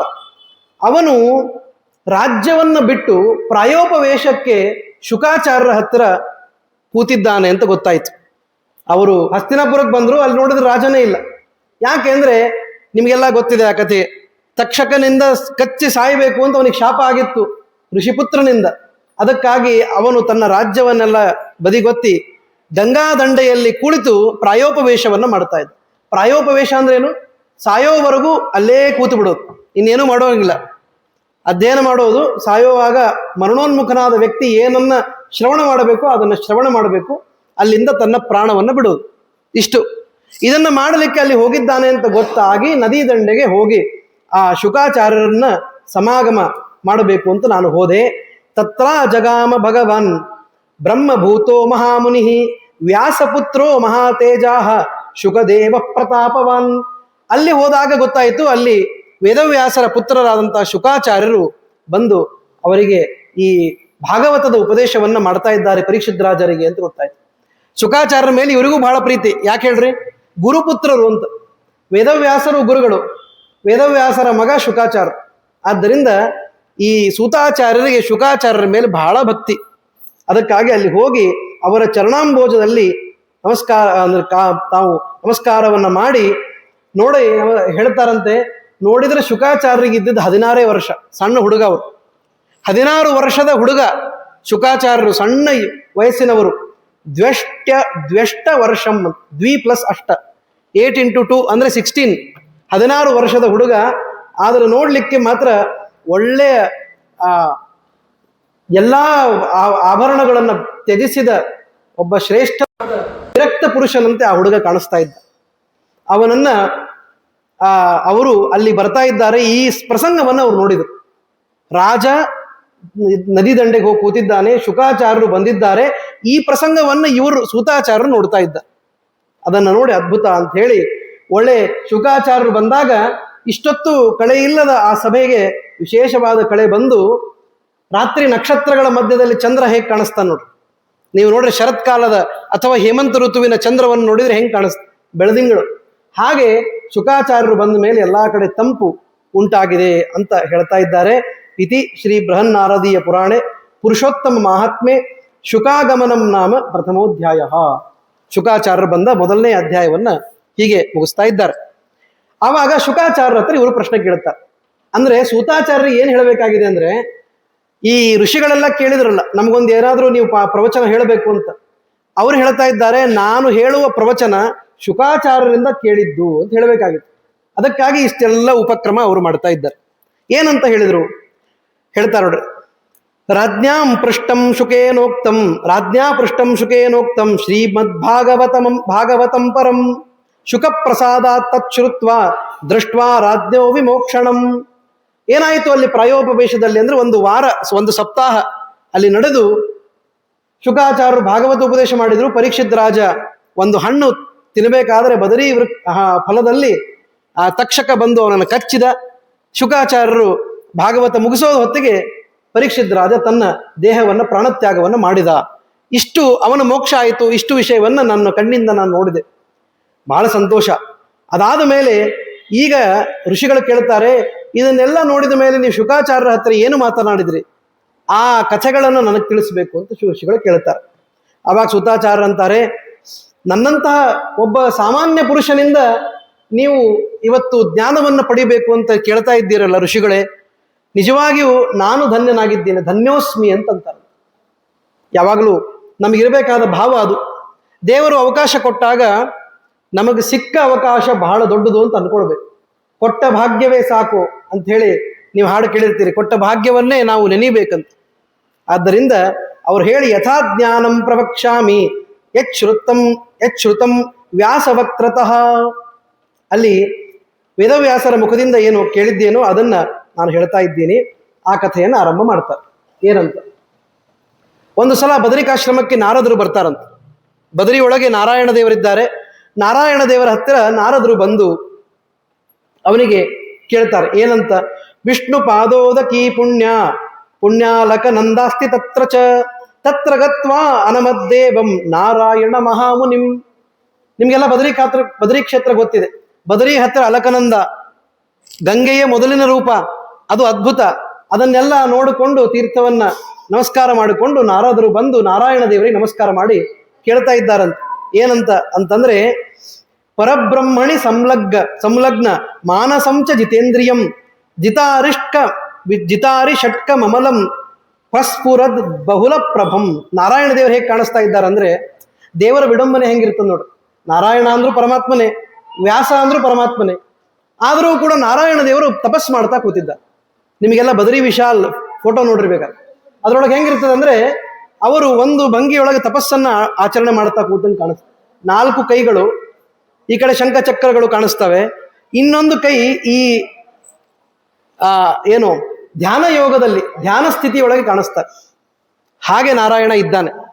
ಅವನನ್ನ ಹೋಗಿ ನಮಸ್ಕಾರವನ್ನು ಮಾಡಿ ಇವರು ಹೇಳ್ತಾರೆ ನಾರದರು, ದೇವ ಜಗನ್ನಾಥ ಕೃಪಾ ಕೂಪಾರ ಸತ್ಪತೆ ಸತ್ಯವ್ರತ ತ್ರಿಸತ್ಯೋಸಿ ಸತ್ಯಾತ್ಮ ಸತ್ಯ ಸಂಭವ. ಪರಮಾತ್ಮ ನೀನು ಸತ್ಯವ್ರತನಾಗಿದ್ದಿ, ತ್ರಿಸತ್ಯನಾಗಿದ್ದಿ. ತ್ರಿಸತ್ಯ ಅಂದ್ರೆ 3 ಲೋಕಗಳಿಗೆ ಸತ್ಯನಾದವನು ನೀನೇ. ಅಷ್ಟೇ ಅಲ್ಲ, 3 ಕಾಲಕ್ಕೂ ನೀನೇ ಸತ್ಯನಾದವನು. ಭೂತ ಭವಿಷ್ಯದ ವರ್ತಮಾನಗಳಲ್ಲಿ ಸತ್ಯನಾದ ಒಂದೇ ಪದಾರ್ಥ. ಅರ್ಥಾತ್ ಎಲ್ಲಕ್ಕೂ ಮಿಗಿಲಾದ ಸತ್ಯ ಅಂತಿರುವುದು ಒಬ್ಬನೇ. ಅದು ಯಾರು ಅಂದ್ರೆ ಸತ್ಯಾತ್ಮ ಸತ್ಯ ಸಂಭವ. ಸತ್ಯಯೋನೇ ತಪಸ್ತೆ ಕಿಲ ಶಿಕ್ಷಾರ್ಥಂ ಮರ್ಯಾದಾ ಸ್ಥಾಪನಾಯ ಚ. ಆದ್ದರಿಂದ ನೀನು ಮಾಡುವಂತಹ ತಪಸ್ಸೇನಿದೆ ಇದು ಕೇವಲ ನಮ್ಮಂತಹ ಸಾಮಾನ್ಯ ಜನರಿಗೆ ಗೊತ್ತಾಗ್ಲಿಕ್ಕೆ. ಈಗ ದೊಡ್ಡವರು ಯಾವುದೋ ಒಂದು ಮಾಡ್ತಿರ್ತಾರೆ, ಪಾಪ ಅವರಿಗೆ ಅದು ಮಾಡಬೇಕು ಅಂತ ಏನೂ ಕಾರಣ ಇರೋದಿಲ್ಲ, ಆದರೂ ಮಾಡಿ ತೋರಿಸ್ತಾರೆ. ಯಾಕೆ ಅಂದ್ರೆ ಯದ್ಯದಾಚರತಿ ಶ್ರೇಷ್ಠ ತತ್ತದೇವೇತರೋ ಜನಃ ಸಯತ್ ಪ್ರಮಾಣಂ ಕುರುತೆ ಲೋಕಸ್ತದನು ವರ್ತತೆ ಅಂತ. ಅಂದ್ರೆ ದೊಡ್ಡವರು ಮಾಡಿದ್ದನ್ನ ಲೋಕ ಎಲ್ಲ ಅನುಸರಿಸ್ತಾರೆ. ಹಿಂಗಾಗಿ ನಾರಾಯಣ ದೇವರು ತಪಸ್ಸನ್ನ ಮಾಡಿ ಏನ್ ತೋರಿಸ್ತಾ ಇದ್ದಾರೆ ಅಂದ್ರೆ, ನೀವೆಲ್ಲರೂ ಕೂಡ ತಪಸ್ಸನ್ನು ಮಾಡಬೇಕು ಅಂತನ್ನುವ ಅಭಿಪ್ರಾಯವನ್ನು ತೋರಿಸ್ತಾ ಇದ್ದಾರೆ. ಹೀಗಾಗಿ ಅದನ್ನ ನಾರದರು ನೆನಪು ಮಾಡಿಕೊಳ್ತಾ ಇದ್ದಾರೆ. ಹೇಳ್ತಾರೆ, ಕೃತಾದಿಷು ಯಥಾ ಪೂರ್ವಂ ಏಕಗಂ ತತ್ಸಮಸ್ತಗಂ ತಾದೃಕ್ ಸ್ಥಿತಿಂ ನಿರಾಕೃತ್ಯ ಕಲೌ ಕರ್ತೈವ ಕೇವಲಂ. ಹಿಂದೆ ಕೃತಯುಗದೊಳಗೆ ಹೆಂಗಿತ್ತು ಅಂದ್ರೆ ಒಂದಿಷ್ಟು ಜನ ಧರ್ಮ ಮಾಡಿಬಿಟ್ರೆ ಉಳಿದವರಿಗೆಲ್ಲ ಆ ಧರ್ಮದ ಪುಣ್ಯ ಬಂದ್ಬಿಡ್ತಾ ಇತ್ತು. ಈಗ ಉದಾಹರಣೆಗೆ ಕೃತಯುಗದೊಳಗೆ ಒಬ್ಬ ರಾಜ ಇದ್ದ ಅಂತ ಇಟ್ಕೊಳ್ಳಿ. ಆ ರಾಜ ಯಾವುದಾದ್ರೂ ಒಂದು ಪುಣ್ಯ ಕಾರ್ಯವನ್ನ ಮಾಡಿದರೆ ಆ ಪುಣ್ಯ ಸಂಪಾದನೆ ಆದದ್ದು ಎಲ್ಲರಿಗೂ ಕೂಡ ಸಮಾನವಾಗಿ ಹಂಚಿಬಿಡ್ತಾ ಇತ್ತು, ಎಲ್ಲರಿಗೂ ಬರ್ತಾ ಇತ್ತು. ಅಂದ್ರೆ ನಾವು ಮಾಡಬೇಕಾಗಿಲ್ಲ, ಪ್ರತ್ಯೇಕವಾಗಿ ಒಬ್ಬರಿಂದ ಇನ್ನೊಬ್ಬರಿಗೆ ಅದು ಪುಣ್ಯ ಎಲ್ಲ ಮತ್ತೊಬ್ಬರಿಗೆ ಹರಡ್ತಾ ಇತ್ತು. ಆದರೆ ಕಲಿಯುಗದಲ್ಲಿ ಹಂಗಿಲ್ಲ ಅಂತ. ಯಾಕೆ ಅಂದ್ರೆ ಕಲವು ಕರ್ತೈವ ಕೇವಲಂ, ನಮಗೆ ನಾವೇ ತಾರಕರು. ಆತ್ಮೈವ ಆತ್ಮನೋ ಬಂಧು ಆತ್ಮೈವ ರಿಪುರಾತ್ಮನಃ ಅಂತ ಕೃಷ್ಣ ಭಗವದ್ಗೀತೆಯಲ್ಲಿ ಹೇಳ್ತಾನೆ. ನಮಗೆ ನಾವೇ ವ್ಯವಸ್ಥೆ ಮಾಡ್ಕೊಳ್ಬೇಕು. ನಾನು ಏನು ಸಂಪಾದನೆ ಮಾಡ್ತೀನೋ ಅದು ನನಗೆ ಲಾಭ ಆಗ್ತದೆ. ನಾನು ಪುಣ್ಯ ಮಾಡಿದ್ರೆ ಪುಣ್ಯ ಭಾವ, ಪಾಪ ಮಾಡಿದ್ರೆ ಪಾಪದ ಭಾವ. ಹೀಗಾಗಿ ನಮಗಾಗಿ ಇನ್ನೊಬ್ಬರು ಮಾಡಿಕೊಡುವ ವ್ಯವಸ್ಥೆ ಇಲ್ಲ. ಅಲ್ಲ ಆಚಾರ್ಯ ನೀವೆಲ್ಲ ಮಾಡಿಬಿಡ್ರಿ, ನಾನು ಬರೀ ಕೇವಲ ನಿಮ್ಮ ಕೈ ಮುಟ್ಟಿಬಿಡ್ತೀನಿ ಅಂತಂದ್ರೆ ಕೈ ಮುಟ್ಟಿದ್ದಷ್ಟೇ ಬಂತು, ನಿಮ್ಗೆ ಯಾವ ಪುಣ್ಯನೂ ಬರಲಿಲ್ಲ. ಯಾಕೆ ಅಂದ್ರೆ ಕಲಿಯುಗದಲ್ಲಿ ಕರ್ತೈವ ಕೇವಲ, ಕರ್ತಾನೇ ಮಾಡ್ಬೇಕು, ಎಲ್ಲ ನಮಗೆ ನಾವೇ ಮಾಡ್ಬೇಕು, ಆವಾಗ ಅದು ಪ್ರಯೋಜನಕ್ಕೆ ಬರ್ತದೆ. ಆದ್ದರಿಂದ ಅದನ್ನು ತೋರಿಸೋದಕ್ಕೂ ಆಗಿಯೂ ನಾರಾಯಣ ದೇವರು ತಪಸ್ಸಿನ ಭಂಗಿಯಲ್ಲಿ ಕೂತಿದ್ದಾರೆ ಅಂತ ನಾರದರು ಹೇಳ್ತಾ ಇದ್ದಾರೆ. ನಾರದರು ಅಂದ್ರಂತೆ ಏನಂತಂದ್ರೆ, ಪುಣ್ಯಾಂ ಕಥಾಂ ಭಗವತಃ ಶೃಣು ನಾರದ ಗೋಪಾಂಗನ ವದನ ಪಂಕಜ ಷಟ್ಪದಸ್ಯ ರಾಸೇಶ್ವರಸ್ಯ ರಸಿಕಾಭರಣಸ್ಯ ಪುಂಸಃ ಬೃಂದಾವನೆ ವಿಹರತೋ ವ್ರಜಭರ್ತುರಾದೇಹೇ ಪುಣ್ಯಾಂ ಕಥಾಂ ಭಗವತಃ ಶೃಣು ನಾರದತ್ವಂ. ಆಯ್ತು, ನಾರದರು ಲೋಕೋಪಕಾರಕ್ಕಾಗಿ ನನಗೇನಾದರೂ ಉಪದೇಶ ಮಾಡಬೇಕು ಅಂತ ಅವ್ರನ್ನ ಕೇಳಿದ್ರು ನಾರಾಯಣ ದೇವರನ್ನು. ನಾರಾಯಣ ದೇವರಂದ್ರು, ಅವಶ್ಯವಾಗಿ ನಿನಗೆ ಹೇಳ್ತೀನಿ ಕೇಳು. ಗೋಪಿಕಾ ಸ್ತ್ರೀಯರೆಂಬ ಮುಖ ಕಮಲಗಳಲ್ಲಿ ಭೃಂಗದಂತೆ ಇರುವಂತಹ ಆ ಶ್ರೀಕೃಷ್ಣ ಪರಮಾತ್ಮ ಇದ್ದಾನೆ, ಅವನ ಕಥೆಯನ್ನೇ ನಿನಗೆ ವಿಸ್ತಾರ ಮಾಡಿ ಹೇಳ್ತೀನಿ ಕೇಳು. ಅವನಿಗೆ ಇನ್ನೊಂದು ಹೆಸರಿದೆ, ಏನಂತಂದ್ರೆ ಪುರುಷೋತ್ತಮ ಅಂತ ಅವನನ್ನು ಕರೀತಾರೆ. ನಿಮಗೆಲ್ಲ ಗೊತ್ತಿದೆ ಪುರುಷೋತ್ತಮ ಅಂತ ಯಾಕೆ ಕರೀತಾರೆ ಅಂದ್ರೆ ಕ್ಷರಾಕ್ಷರ ಪುರುಷರಿಗಿಂತ ಉತ್ತಮನಾದವನು ಅಂತ. ತೃಣಜೀವರಿಂದ ಹಿಡಿದುಕೊಂಡು ಬ್ರಹ್ಮದೇವರವರೆಗೂ ಎಲ್ಲರೂ ಕೂಡ ಕ್ಷರ ಪುರುಷರು. ಅಕ್ಷರ ಪುರುಷಳಾದವಳು ಮಹಾಲಕ್ಷ್ಮಿ. ಈ ಕ್ಷರ ಮತ್ತು ಅಕ್ಷರ ಈ ಇಬ್ಬರು ಪುರುಷರಿಗಿಂತ ಉತ್ತಮನಾದವನು, ಆದ್ದರಿಂದ ಅವನ ಹೆಸರೇನು ಪುರುಷೋತ್ತಮ. ಕ್ಷರಾಕ್ಷರ ಪುರುಷಾಭ್ಯಾಮ್ ಉತ್ತಮ ಅಂತ ಹೇಳಿ ನಿನ್ನನ್ನು ಕರೀತಾರೆ. ಅವನನ್ನು ಕರೀತಾರೆ. ಅದಕ್ಕಾಗಿ ಅವನ ಮಹಾತ್ಮ್ಯವನ್ನ, ಆ ಪುರುಷೋತ್ತಮ ಮಹಾತ್ಮ್ಯವನ್ನ ನಾನು ಆದರೇಣ ಚೆನ್ನಾಗಿ ಹೇಳ್ತೇನೆ, ನೀವು ಕೇಳಬೇಕು, ಆ ಕಡೆ ಈ ಕಡೆ ನೋಡದೆ ಕೇಳಬೇಕು ಅಂತ ಹೇಳ್ತಾನೆ. ದಾರಿದ್ರ್ಯ ವೈದವ್ಯ ಹರಂ ಯದಸ್ಯ ಯಶಸ್ಯ ಸತ್ಪುತ್ರದಂ ಮೋಕ್ಷದ ಸೇವ್ಯಂ. ಆರ್ಯ ಸೇವ್ಯವಾದ, ಅರ್ಥಾತ್ ಜ್ಞಾನಿಗಳೇ ಇದನ್ನು ಉಪಾಸನೆ ಮಾಡ್ತಾರೆ ಪುರುಷೋತ್ತಮ ತತ್ವವನ್ನ. ಅಂತಹ ಆರ್ಯ ಸೇವ್ಯವಾದಂತಹ ಈ ತತ್ವವನ್ನ ನಿನಗೆ ನಾನು ಹೇಳ್ತೀನಿ ಕೇಳು ಎಂಬುದಾಗಿ ಹೇಳ್ತಾರೆ. ಏನಂದ್ರೆ ನಾರದರು ಅಂತಾರೆ, ನಾರಾಯಣ ಅಂತಾನೆ, ಹಿಂದೆ ಒಂದು ವಿಚಿತ್ರ ನಡೀತು ಅಂತ. ಈಗ ಬಂತು ನೋಡ್ರಿ ಮುಖ್ಯ ಕಥೆ. ಇವತ್ತು ಅಧಿಕ ಮಾಸದ ಕಥೆ ಈಗ ಶುರು ಆಯ್ತು. ಹೇಳ್ತಾರೆ ಏನಂತ, ಪುರುಷೋತ್ತಮೇತಿ ಮಾಸಸ್ಯ ನಾಮಾಪ್ಯಸ್ತಿ ಸಹೇತುಕಂ ತಸ್ಯ ಸ್ವಾಮಿ ಕೃಪಾ ಸಿಂಧು ಪುರುಷೋತ್ತಮ ಉಚ್ಯತೆ. ಇಲ್ಲಿ ಪುರುಷೋತ್ತಮ ಮಾಸದ ಒಂದು ಮಾಸ ಇದೆ, ಪುರುಷೋತ್ತಮ ಮಾಸ ಅಂತ ಅದರ ಹೆಸರು. ಅದರ ಸ್ವಾಮಿಯಾಗಿ ದೇವರು ಪುರುಷೋತ್ತಮ ಎಂಬ ಹೆಸರಿನಿಂದ ಇದ್ದಾನೆ ಅಂತ ಹೇಳಿದರು. ಅದರ ವಿಶೇಷವನ್ನ ನಿನಗೆ ತಿಳಿಸ್ತೀನಿ ನಾರದ ಅಂತ ನಾರಾಯಣ ದೇವರು ಹೇಳಿದ್ರು. ನಾರದರಂದ್ರು ಹೋಲ್ಡ್ ಆನ್ ಅಂತಂದ್ರು. ಯಾಕೆ? ಅಲ್ಲ, ಮಾಸಗಳಲ್ಲಿ ನಮ್ಗೆ ಗೊತ್ತು ಚೈತ್ರ, ವೈಶಾಖ, ಜ್ಯೇಷ್ಠ, ಆಷಾಢ ಅಂತ ನಾವು ಕೇಳ್ಕೊಂಡಿವಿ. ಅಲ್ಲಿ ಮಾಘ ಪುಷ್ಯ, ಫಾಲ್ಗುಣ ಅಲ್ಲಿಗೆ ಮುಗಿದೋಯ್ತಲ್ಲ. ಆ ಫಾಲ್ಗುಣ ಮಾಸ ಆದ್ಮೇಲೆ ಈ ಪುರುಷೋತ್ತಮ ಅಂತ ಮಾಸ ಎಲ್ಲೂ ಬಂದಿದ್ದು ನಾವು ನೋಡೇ ಇಲ್ಲ. ಇದ್ಯಾವುದು ಇದು ಹೊಸದು ಅಂತ ನಾರದರು ಸುಮ್ಮನೆ ನಮ್ಮ ಕಾರಣಕ್ಕಾಗಿ ಕೇಳ್ತಾ ಇದ್ದಾರೆ. ಅಂತಾರೆ, ಸಂತಿ ಮಧ್ವಾದಯೋ ಮಾಸಾಹ ಸೇಶ್ವರಾಸ್ತೆ ಶ್ರುತಾಮಯ ತನ್ಮಧ್ಯೇನ ಶ್ರುತೋ ಮಾಸಃ ಪುರುಷೋತ್ತಮ ಸಂಜ್ಞಕಃ. ಈ ಪುರುಷೋತ್ತಮ ಎಂಬ ಹೆಸರಿನ ಮಾಸ ನಮಗೆ ಗೊತ್ತೇ ಇಲ್ಲ, ಅದಕ್ಕಾಗಿ ಅದನ್ನು ನೀವು ವಿಸ್ತಾರ ಮಾಡಿ ನಮಗೆ ತಿಳಿಸ್ಬೇಕು ಅಂತ ನಾರದರು ಪ್ರಶ್ನೆ ಮಾಡ್ತಾ ಇದ್ದಾರೆ. ಆವಾಗಂದ, ಈ ಪ್ರಶ್ನೆ ನೀನು ಕೇಳಿ ಅಂತಾನೆ ಇದನ್ನ ಹೇಳಿದ್ದು. ಹೇಳ್ತಾರೆ, ಸ್ವರೂಪಂ ತಸ್ಯ ಮಾಸಸ್ಯ ಸಂವಿಧಾನಂ ವದ ಪ್ರಭೋ. ನನಗೆ ಅವಶ್ಯವಾಗಿ ಈ ಮಾಸದ ಬಗ್ಗೆ ತಿಳಿಸ್ಬೇಕು. ಯಾಕಂದ್ರೆ ಗೊತ್ತಿಲ್ಲದ ವಿಷಯವನ್ನ ಕೇಳಿದ ಕ್ಷಣ ನಮ್ಮ ಕಿವಿ ಆ ಕಡೆ ಚುರುಕಾಗ್ತದೆ. ಓಹೋ, ಈ ವಿಷಯ ಗೊತ್ತಿರಲಿಲ್ಲ, ನಾನು ಕೇಳಿ ತಿಳ್ಕೊಳ್ಬೇಕು ಅಂತ ಅನಿಸ್ತು. ನಿಜವಾದ ಜ್ಞಾನಿ ಆಗ್ಬೇಕು ಅಂತ ಅಪೇಕ್ಷೆ ಇದ್ದವರಿಗೆ ಅದಕ್ಕೆ ಹೇಳಿದ್ರು ಯಾವ ಮಾಸ, ಅಲ್ಲಿ ಮಾಡಬೇಕಾದ ಕರ್ತವ್ಯ ಏನು, ಯಾವುದನ್ನು ಮಾಡಬಾರದು, ಡೂಸ್ ಆ್ಯಂಡ್ ಡೋಂಟ್ಸ್ ಅಂತಾರಲ್ಲ, ಅದೆಲ್ಲವನ್ನು ನನಗೆ ವಿಸ್ತಾರವಾಗಿ ಹೇಳು ಅಂತ ಕೇಳಿದರು. ಅದಕ್ಕಾಗಿ ಅವನೊಂದ ಅವಶ್ಯವಾಗಿ ಈ ಪ್ರಶ್ನೆ ನೀನು ಕೇಳಬೇಕು ಅಂತ ಹೇಳಿ ನಾನು ಹೇಳ್ತೀನಿ. ಅಷ್ಟೇ ಅಲ್ಲ, ನಾರದರಂತಾರೆ ಇದನ್ನು ನಾವು ಕಲಿಯುಗಕ್ಕೂ ತಗೊಂಡು ಹೋಗ್ತೀನಿ. ಯಾಕೆ ಅಂದರೆ ಸಮಸ್ಯೆ ಇರೋದು ಕೃತ ತ್ರೇತ ದ್ವಾಪರಗಳಲ್ಲಿ ಎಷ್ಟೋ ಅದರ 100ರಷ್ಟು ಸಮಸ್ಯೆ ಕಲಿಯುಗದಲ್ಲಿದೆ. ಯಾಕೆಂದರೆ ಕಲಿಯುಗದಲ್ಲಿ ಒಂದಲ್ಲ ಒಂದು ಸಮಸ್ಯೆಗೆ ಈ ಜಗತ್ತಿನ ಜನ ಈಡಾಗಿರ್ತಾರೆ. ಒಂದೋ ದುಃಖದಲ್ಲಿರ್ತಾರೆ, ಒಂದೋ ಅಜ್ಞಾನದಲ್ಲಿರ್ತಾರೆ. ಅಂತೂ ದುಃಖ ಅಜ್ಞಾನಗಳನ್ನು ಬಿಟ್ಟು ಜನ ಇರಲಿಕ್ಕೆ ಶಕ್ಯ ಇಲ್ಲ. ಅದಕ್ಕಾಗಿ ಈ ಲೋಕದಲ್ಲಿ ನರರಿಗಾಗಿ ಈ ಪುರುಷೋತ್ತಮ ಮಾಸದ ಕಥೆಯನ್ನು ನೀನು ಹೇಳಬೇಕು ಎಂಬುದಾಗಿ ಹೇಳಿದಾಗ ಅದು ಆಗಲಿ ಅವಶ್ಯವಾಗಿ ಅಂತ ಹೇಳುವಾಗ ಇತಿಶ್ರೀ ಬೃಹನ್ನಾರದೀಯ ಪುರಾಣೆ ಪುರುಷೋತ್ತಮ ಮಾಹಾತ್ಮೆ ಶ್ರೀಮನ್ನಾರಾಯಣ ಸಂವಾದೆ ಪ್ರಶ್ನ ವಿಧಿರ್ನಾಮ ದ್ವಿತೀಯೋಧ್ಯಾಯ ಹೇಳಿ 2ನೇ ಅಧ್ಯಾಯವನ್ನು ಅಲ್ಲಿ ಮುಗಿಸ್ತಾರೆ. ಇನ್ನು ಇದರ ಅಧಿಕ ಮಾಸದ ಹಿಂದಿನ ಹಿನ್ನೆಲೆಯನ್ನ ಹೇಳ್ತಾರೆ. ಅಧಿಕ ಮಾಸದ ವಿಚಾರವನ್ನು ತಿಳಿಸ್ಲಿಕ್ಕೆ ಪ್ರಾರಂಭ ಮಾಡ್ತಾರೆ. ನಾರಾಯಣೋ ನರಸಖೋ ಯದುವಾಚ ಶುಭಂ ವಚಃ ನಾರದಾಯ ಮಹಾಭಾಗ ತನ್ನೋ ವದ ಸವಿಸ್ತರಂ. ಏನು ಹೇಳಿದ್ರು ನಾರದರಿಗೆ ಅಂತ ಕೇಳಿದ್ರು. ಆವಾಗ ಹೇಳಿದ್ರು ಏನ ಅಂತಂದ್ರೆ, ಅಲ್ಲಿ ಮತ್ತೆ ಇನ್ನೊಂದು ಸಣ್ಣ ಕಥೆ ಬರ್ತದೆ. ಏನು ಕಥೆ ಅಂತಂದ್ರೆ, ಹಿಂದೆ ನಿಮಗೆಲ್ಲ ಗೊತ್ತಿರುವಂತೆ ಮಹಾಭಾರತದಲ್ಲಿ ಏಕದಾ ಧಾರ್ಮಿಕೋ ರಾಜ ಅಜಾತ ಶತ್ರು ಯುಧಿಷ್ಠಿರ ಅಜಾತ ಶತ್ರುವಾಗಿ ರಾಜನಾಗಿ ನಡೆಸ್ತಾ ಇದ್ದ. ಆವಾಗ ಅವನ ದಾರಿ ತಪ್ಪಿಸಬೇಕು ಅಂತ ದ್ಯೂತಕ್ಕೆ ಆಹ್ವಾನ ಮಾಡಿದ್ರು. ನಿಮಗೆಲ್ಲ ಗೊತ್ತಿದೆ, ದ್ಯೂತ ಅನುದ್ಯೂತಗಳು ಎರಡೂ ನಡೆದು ಈ ಯುಧಿಷ್ಠಿರ ತನ್ನ ರಾಜ್ಯವನ್ನು ಕಳ್ಕೊಂಡ ಮೇಲೆ ದ್ಯೂತದಲ್ಲಿ ಏನೇನು ಪಣವಾಗಿಟ್ಟಿದ್ನೋ ಅದೆಲ್ಲಕ್ಕೂ ಕೂಡ ಬೆಲೆ ತೆರಬೇಕಾಯಿತು. ಇದು ನಿಮ್ಗೆ ಗೊತ್ತಿರೋ ವಿಷಯನೇ. ದ್ರೌಪದಿಯನ್ನ ಏಕವಸ್ತ್ರದಲ್ಲಿ ಇರುವಂತಹ ದ್ರೌಪದಿಯನ್ನ ಎಳೆದು ತಂದ ದುಶ್ಯಾಸನ, ಅನೇಕ ವಸ್ತ್ರಗಳನ್ನಾಗಿ ಮಾಡಿದ ಶ್ರೀಕೃಷ್ಣ ಅವನ ಮಾನವನ್ನು ರಕ್ಷಣೆ ಮಾಡಿದ. ದ್ರೌಪದಿ ವಸ್ತ್ರವನ್ನ ಕೊಟ್ಟು ಮಾನ ರಕ್ಷಣೆಯನ್ನ ಶ್ರೀಕೃಷ್ಣ ಮಾಡಿದ. ಆದರೂ ಕೂಡ ಇವರು ಸೋತಂತಹ ಕಾರಣಕ್ಕೆ ಅವರು ವನಕ್ಕೆ ಹೋಗಬೇಕಾಯಿತು. ನಿಮಗೆಲ್ಲ ಈ ವಿಷಯ ವನವಾಸದ ಕಥೆ ಗೊತ್ತಿದೆ. ಅಲ್ಲಿ ಕಾಮ್ಯಕ ವನ ಅಂತ ಇದೆ. ಆ ಕಾಮ್ಯಕ ವನಕ್ಕೆ ಅವರು ಬಂದಿರ್ತಾರೆ. ಅಥ ತಾನ್ ದುಃಖಿತಾನ್ ದ್ರಷ್ಟುಂ ಭಗವಾನ್ ದೇವಕೀ ಸುತಃ ಜಗಾಮ ಕಾಮ್ಯಕವನಂ ಮುನಿಭಿ ಪರಿವಾರಿತಃ. ಹೀಗೆ ಅವರು ಬಹಳ ದುಃಖದಲ್ಲಿದ್ದಾರೆ, ವನದೊಳಗೆ ಸಂಚಾರ ಮಾಡಿಕೊಂಡಿದ್ದಾರೆ ಪಾಂಡವರು ಅಂತಂದಾಗ ಮಮ ಪ್ರಾಣಾಹಿ ಪಾಂಡವಾಹ, ಕೃಷ್ಣನಿಗೆ ಅಂತ ನನ್ನ ಪ್ರಾಣರೇ ನಮ್ಮ ಪಾಂಡವರು, ಅದಕ್ಕಾಗಿ ಪಾಂಡವರನ್ನ ನೋಡ್ಕೊಂಡು ಬರಬೇಕು ಅಂತ ಸೋದರತ್ತೆ ಮಗ ಬಂದಿದ್ದ ಕೃಷ್ಣ.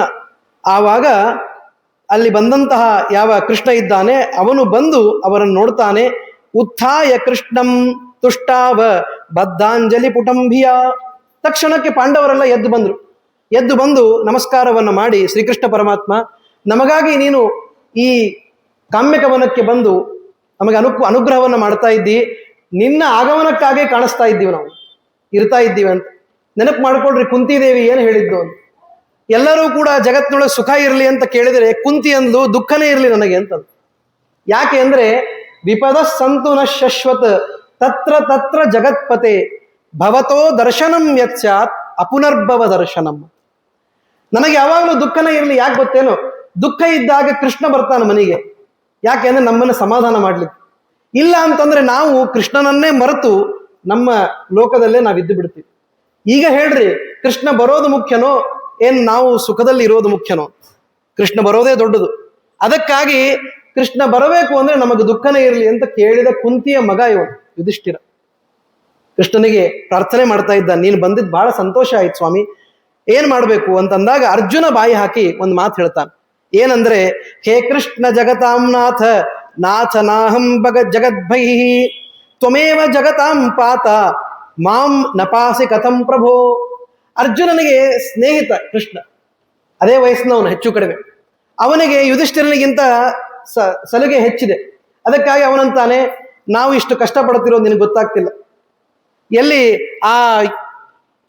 ಯಾವುದು ಹಸ್ತಿನಾಪುರದಿಂದ ನಾವು ಕಷ್ಟಪಟ್ಟು ಈಗ ಕಾಮ್ಯಕ ವನದವರೆಗೂ ಬಂದಿದ್ದೀವಿ, ಇವತ್ತು ನೋಡ್ಲಿಕ್ಕೆ ಬಂದ್ಯಾ ಕೃಷ್ಣ ಅಂತ ಕೇಳ. ಇಷ್ಟೊತ್ತಿಗಾಗಲೇ ಬರಬೇಕಿತ್ತಲ್ಲ ನಿನ್ನ ಸ್ನೇಹಿತ.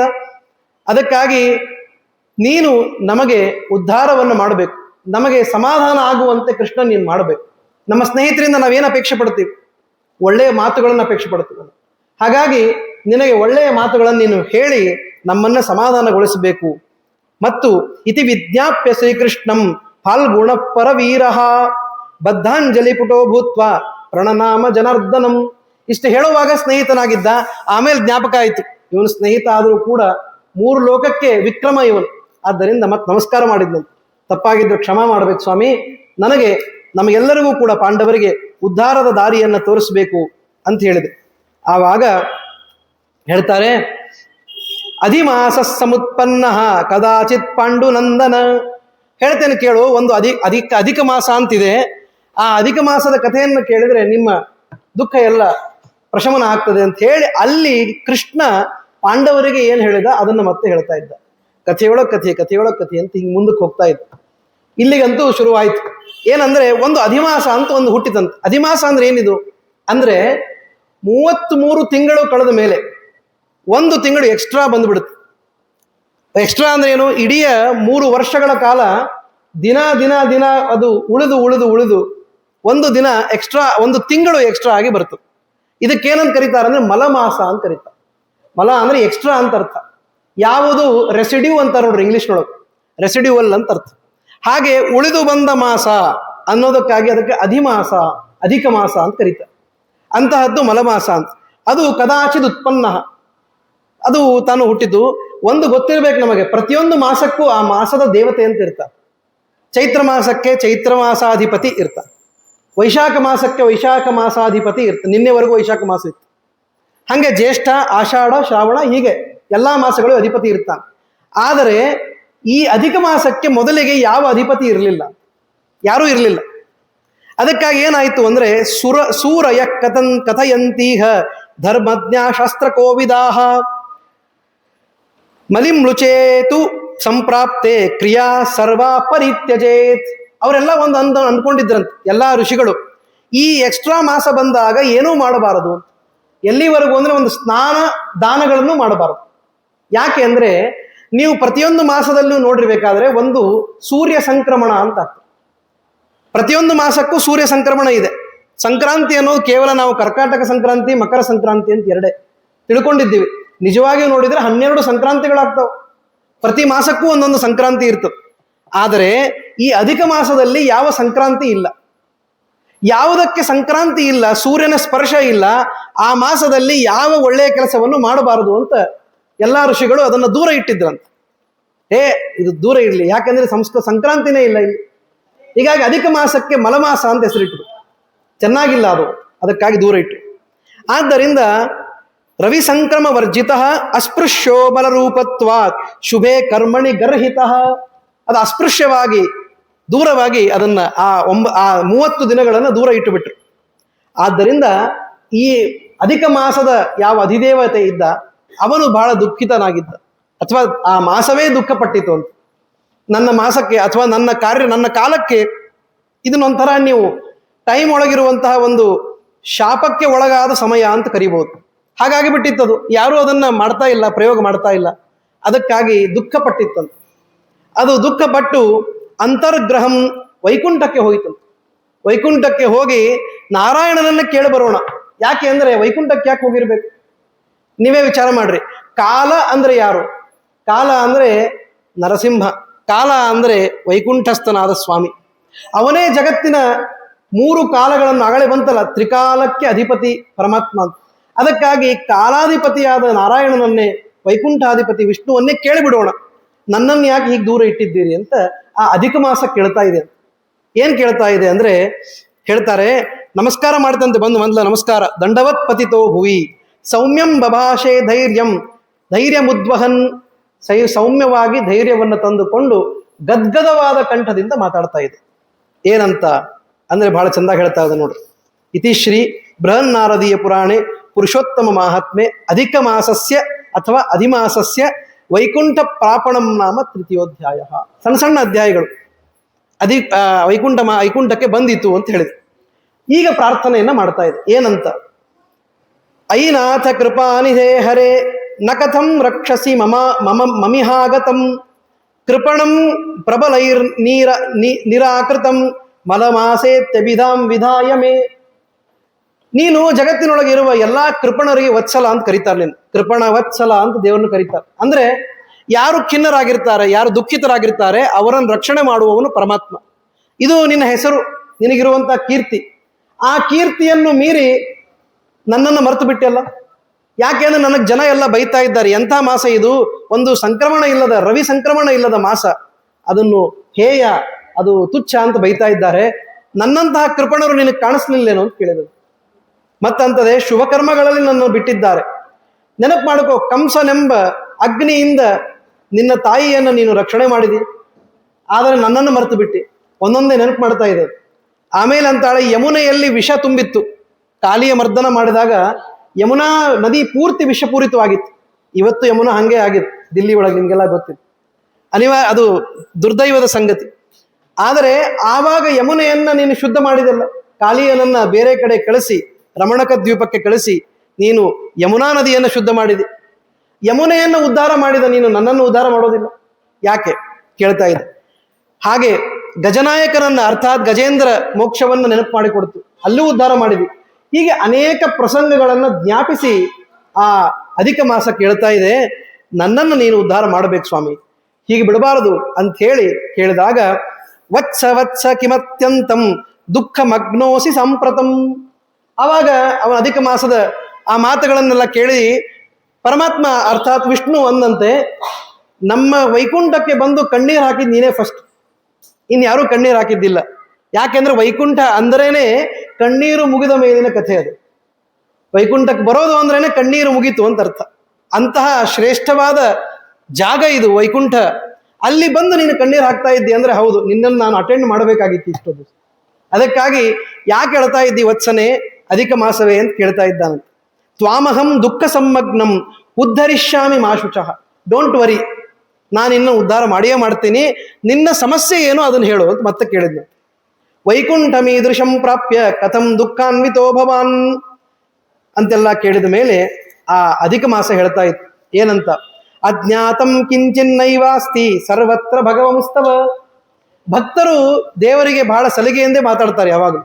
ನೋಡಿರ್ಬೇಕಾರೆ ಅಧಿಕ ಮಾಸದ ದೇವತೆ ಅಂತಾರಂತೆ, ನಿನಗೆ ನಾನು ಹೇಳಬೇಕಾದದ್ದು ಏನಿಲ್ಲ, ಎಲ್ಲ ಗೊತ್ತಿದೆ, ಮತ್ತು ನನ್ನ ಬಾಯಿಂದ ಕೇಳಬೇಕಾ ನನ್ನ ಸಮಸ್ಯೆ ಏನು ಅಂತ?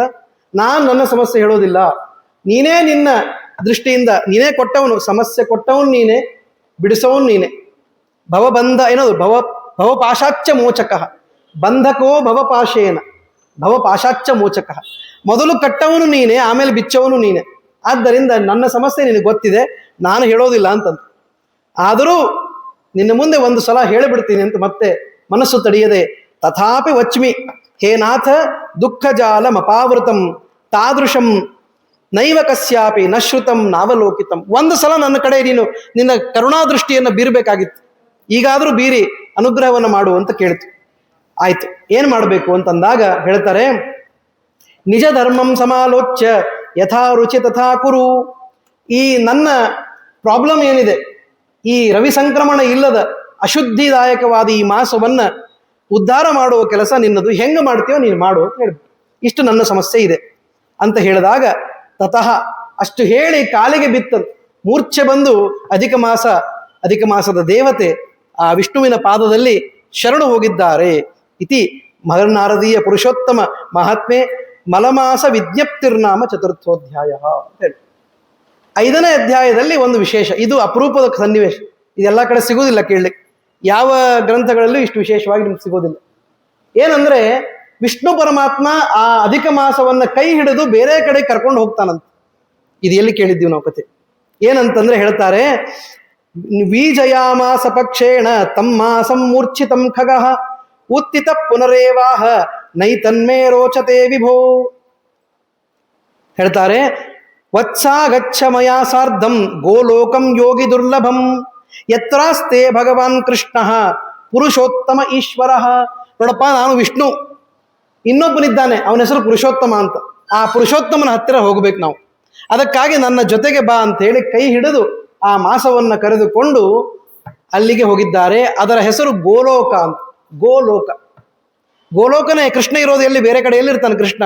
ಹೇಳ್ತಾನೆ, ಗಾವೋ ಮೇ ಅಗ್ರತಃ ಸಂತು ಗಾವೋ ಮೇ ಸಂತು ಪೃಷ್ಠತಃ ಗಾವೋ ಮೇ ಪಾರ್ಶ್ವತಃ ಸಂತು ಗವಾಂ ಮಧ್ಯೆ ವಸಾಮ್ಯಹಂ. ಕೃಷ್ಣ ಹೇಳಿದ್ದಾನೆ, ನಿಮ್ಗೆಲ್ಲ ಗೊತ್ತಿದೆ, ನನಗೆ ಮುಂದೆ ಆಕಳಿರಲಿ, ಹಿಂದೆ ಆಕಳಿರಲಿ, ಪಕ್ಕದಲ್ಲಿ ಆಕಳಿರಲಿ, ಆಕಳುಗಳ ಮಧ್ಯದಲ್ಲಿ ನಾನು ಗೋಪಾಲಕನಾಗಿ ಇರ್ತೀನಿ ಅಂತ ಕೃಷ್ಣ ಹೇಳಿದ್ದಾನೆ. ಹೀಗಾಗಿ ಗೋಲೋಕ ಅಂತೆ ಒಂದು ಪ್ರತ್ಯೇಕ ಲೋಕ ಇದೆ. ಅಲ್ಲಿ ಶ್ರೀಕೃಷ್ಣ ಪರಮಾತ್ಮ ಗೋಪಿಕಾ ಸ್ತ್ರೀಯರ ಜೊತೆಗೆ ಅರ್ಥಾತ್ ಗೋಪಾಲಕರ ಜೊತೆಗೂ ಕೂಡ ಅವನು ಅಲ್ಲಿ ವಾಸ ಮಾಡಿದ್ದಾನೆ. ಅಲ್ಲಿಗೆ ಹೋಗೋಣ ಅಂತ ಹೇಳಿದ. ಪೀತಾಂಬರಧರ ಸ್ರಗ್ವಿ ವನಮಾಲಾ ವಿಭೂಷಿತ ಸದ್ರತ್ನಭೂಷಣ ಪ್ರೇಮ ಭಾಷಣೋ ಭಕ್ತವತ್ಸಲ. ಅವನು ಭಕ್ತವತ್ಸಲನಾದಂತಹ ಪರಮಾತ್ಮ, ಅದಕ್ಕೆ ಅವನ ಹೆಸರು ಪುರುಷೋತ್ತಮ ಅಂತ. ಆ ಪುರುಷೋತ್ತಮನ ಹತ್ತಿರ ನಿನ್ನ ಸಮಸ್ಯೆಗೆ ಉಪಾಯ ಇದೆ, ಅದನ್ನು ನಾನು ಮಾಡಿಸ್ತೀನಿ ಅಂತ ಕರ್ಕೊಂಡು ಹೋದ್ನಂತ. ಇತ್ಯುಕ್ತ ತಮ್ ಕರೇ ಕೃತ್ವ, ಕೈ ಹಿಡಿದು ಕರ್ಕೊಂಡು ಹೋದ. ಅಲ್ಲೇ ಭಗವಂತ ತೋರಿಸ್ತಾನೆ, ಕೈ ಹಿಡಿದು ಉದ್ಧಾರ ಮಾಡ್ತಿ. ಕ್ಷಿಪ್ರಂ ಭವತಿ ಧರ್ಮಾತ್ಮ ಶಶ್ವಚ್ಛಾಂತಿಂ ನಿಗಚ್ಚತಿ ಕೌಂತೆಯ ಪ್ರತಿಜಾನೀಹಿ ನಮೇ ಭಕ್ತ ಪ್ರಣಶ್ಯತಿ. ಎಂದೆಂದೂ ಕೂಡ ನನ್ನ ಭಕ್ತರಿಗೆ ನಾಶ ಇಲ್ಲ ಅಂತ ಕೃಷ್ಣ ಭಗವದ್ಗೀತೆಯೊಳಗೆ ಹೇಳಿದ್ದಾನೆ. ಅದನ್ನೇ ಇಲ್ಲಿ ಸತ್ಯ ಮಾಡ್ತಾ ಇದ್ದಾನೆ ನೋಡಿ. ನಮೇ ಭಕ್ತ ಪ್ರಣಶ್ಯತಿ ಅನ್ನುವಂತೆ ಕೈ ಹಿಡಿದು ಕರ್ಕೊಂಡು ಹೋಗ್ತಾ ಇದ್ದಾನೆ ಆ ದೇವತೆಯನ್ನು. ಕರ್ಕೊಂಡು ಹೋಗಿ ಆ ಗೋಲೋಕ ಅನ್ನೋದು ಎಲ್ಲಿದೆ ಅಂತ ವಿಚಾರ ಮಾಡಿದ್ರೆ ಅದಕ್ಕೊಂದು ಹೇಳ್ತಾರೆ ನೋಡ್ರಿ. ಏನಂದ್ರೆ ಅಜ್ಞಾನ ಹಿಂದೆ ಯಾವಾಗ ಪ್ರಳಯ ಕಾಲ ಇತ್ತು, ಆ ಪ್ರಳಯ ಕಾಲದ ಆ ಮಹಾ ತಮಸ್ಸಿನೊಳಗೆ ಒಂದು ಕಡೆ ವಿಶೇಷವಾದ ಜ್ಯೋತಿರ್ಮಯವಾದ ಒಂದು ಲೋಕ ಇದೆ. ಆ ಲೋಕ ಹೇಗಿದೆ ಅಂದರೆ ಅದರ ಎಡಗಡೆ ಶಿವಲೋಕ, ಬಲಗಡೆ ವೈಕುಂಠ ಇದೆ. ಕೆಳಗಿನ ಭಾಗದಲ್ಲಿ ಶಿವಲೋಕ, ಮೇಲೆ ವೈಕುಂಠ ಇದೆ. ಅಂತ ಒಂದು ಅದ್ಭುತವಾದಂತಹ ಒಂದು ಲೋಕ ಇದೆ ಅಂತ ಹೇಳ್ತಾರೆ ನೋಡ್ರಿ. ಸೂರ್ಯಕೋಟಿ ನಿಭಂ ನಿತ್ಯಂ ಅಸಂಖ್ಯಂ ವಿಶ್ವಕಾರಣಂ ವಿಭೋ ಸ್ವೇಚ್ಛಾಮಯಸ್ಯೈವ ತಜ್ಜ್ಯೋತಿ ರುಲ್ಬಣಂ ಮಹತ್. ಅಲ್ಲಿ ಅದ್ಭುತವಾದ ಆ ಲೋಕದೊಳಗೆ 3 ಕೋಟಿ ಯೋಜನ ವಿಸ್ತಾರವಾದ ಲೋಕ. ಸಣ್ಣದ ಲೋಕ ಅಲ್ಲ, ಮತ್ತೆ ಏನೋ ಸುಮ್ಮನೆ ಒಂದು ಮನಿ ಅದ ಅಂತಲ್ಲ. ಒಂದು 3 ಕೋಟಿ ಯೋಜನ ವಿಸ್ತಾರವಾದಂತಹದ್ದು. ಮೇಲೆ ಕೆಳಗೆ ಶಿವಲೋಕ, ವೈಕುಂಠ ಲೋಕಗಳೆಲ್ಲ ಅಲ್ಲಿದೆ.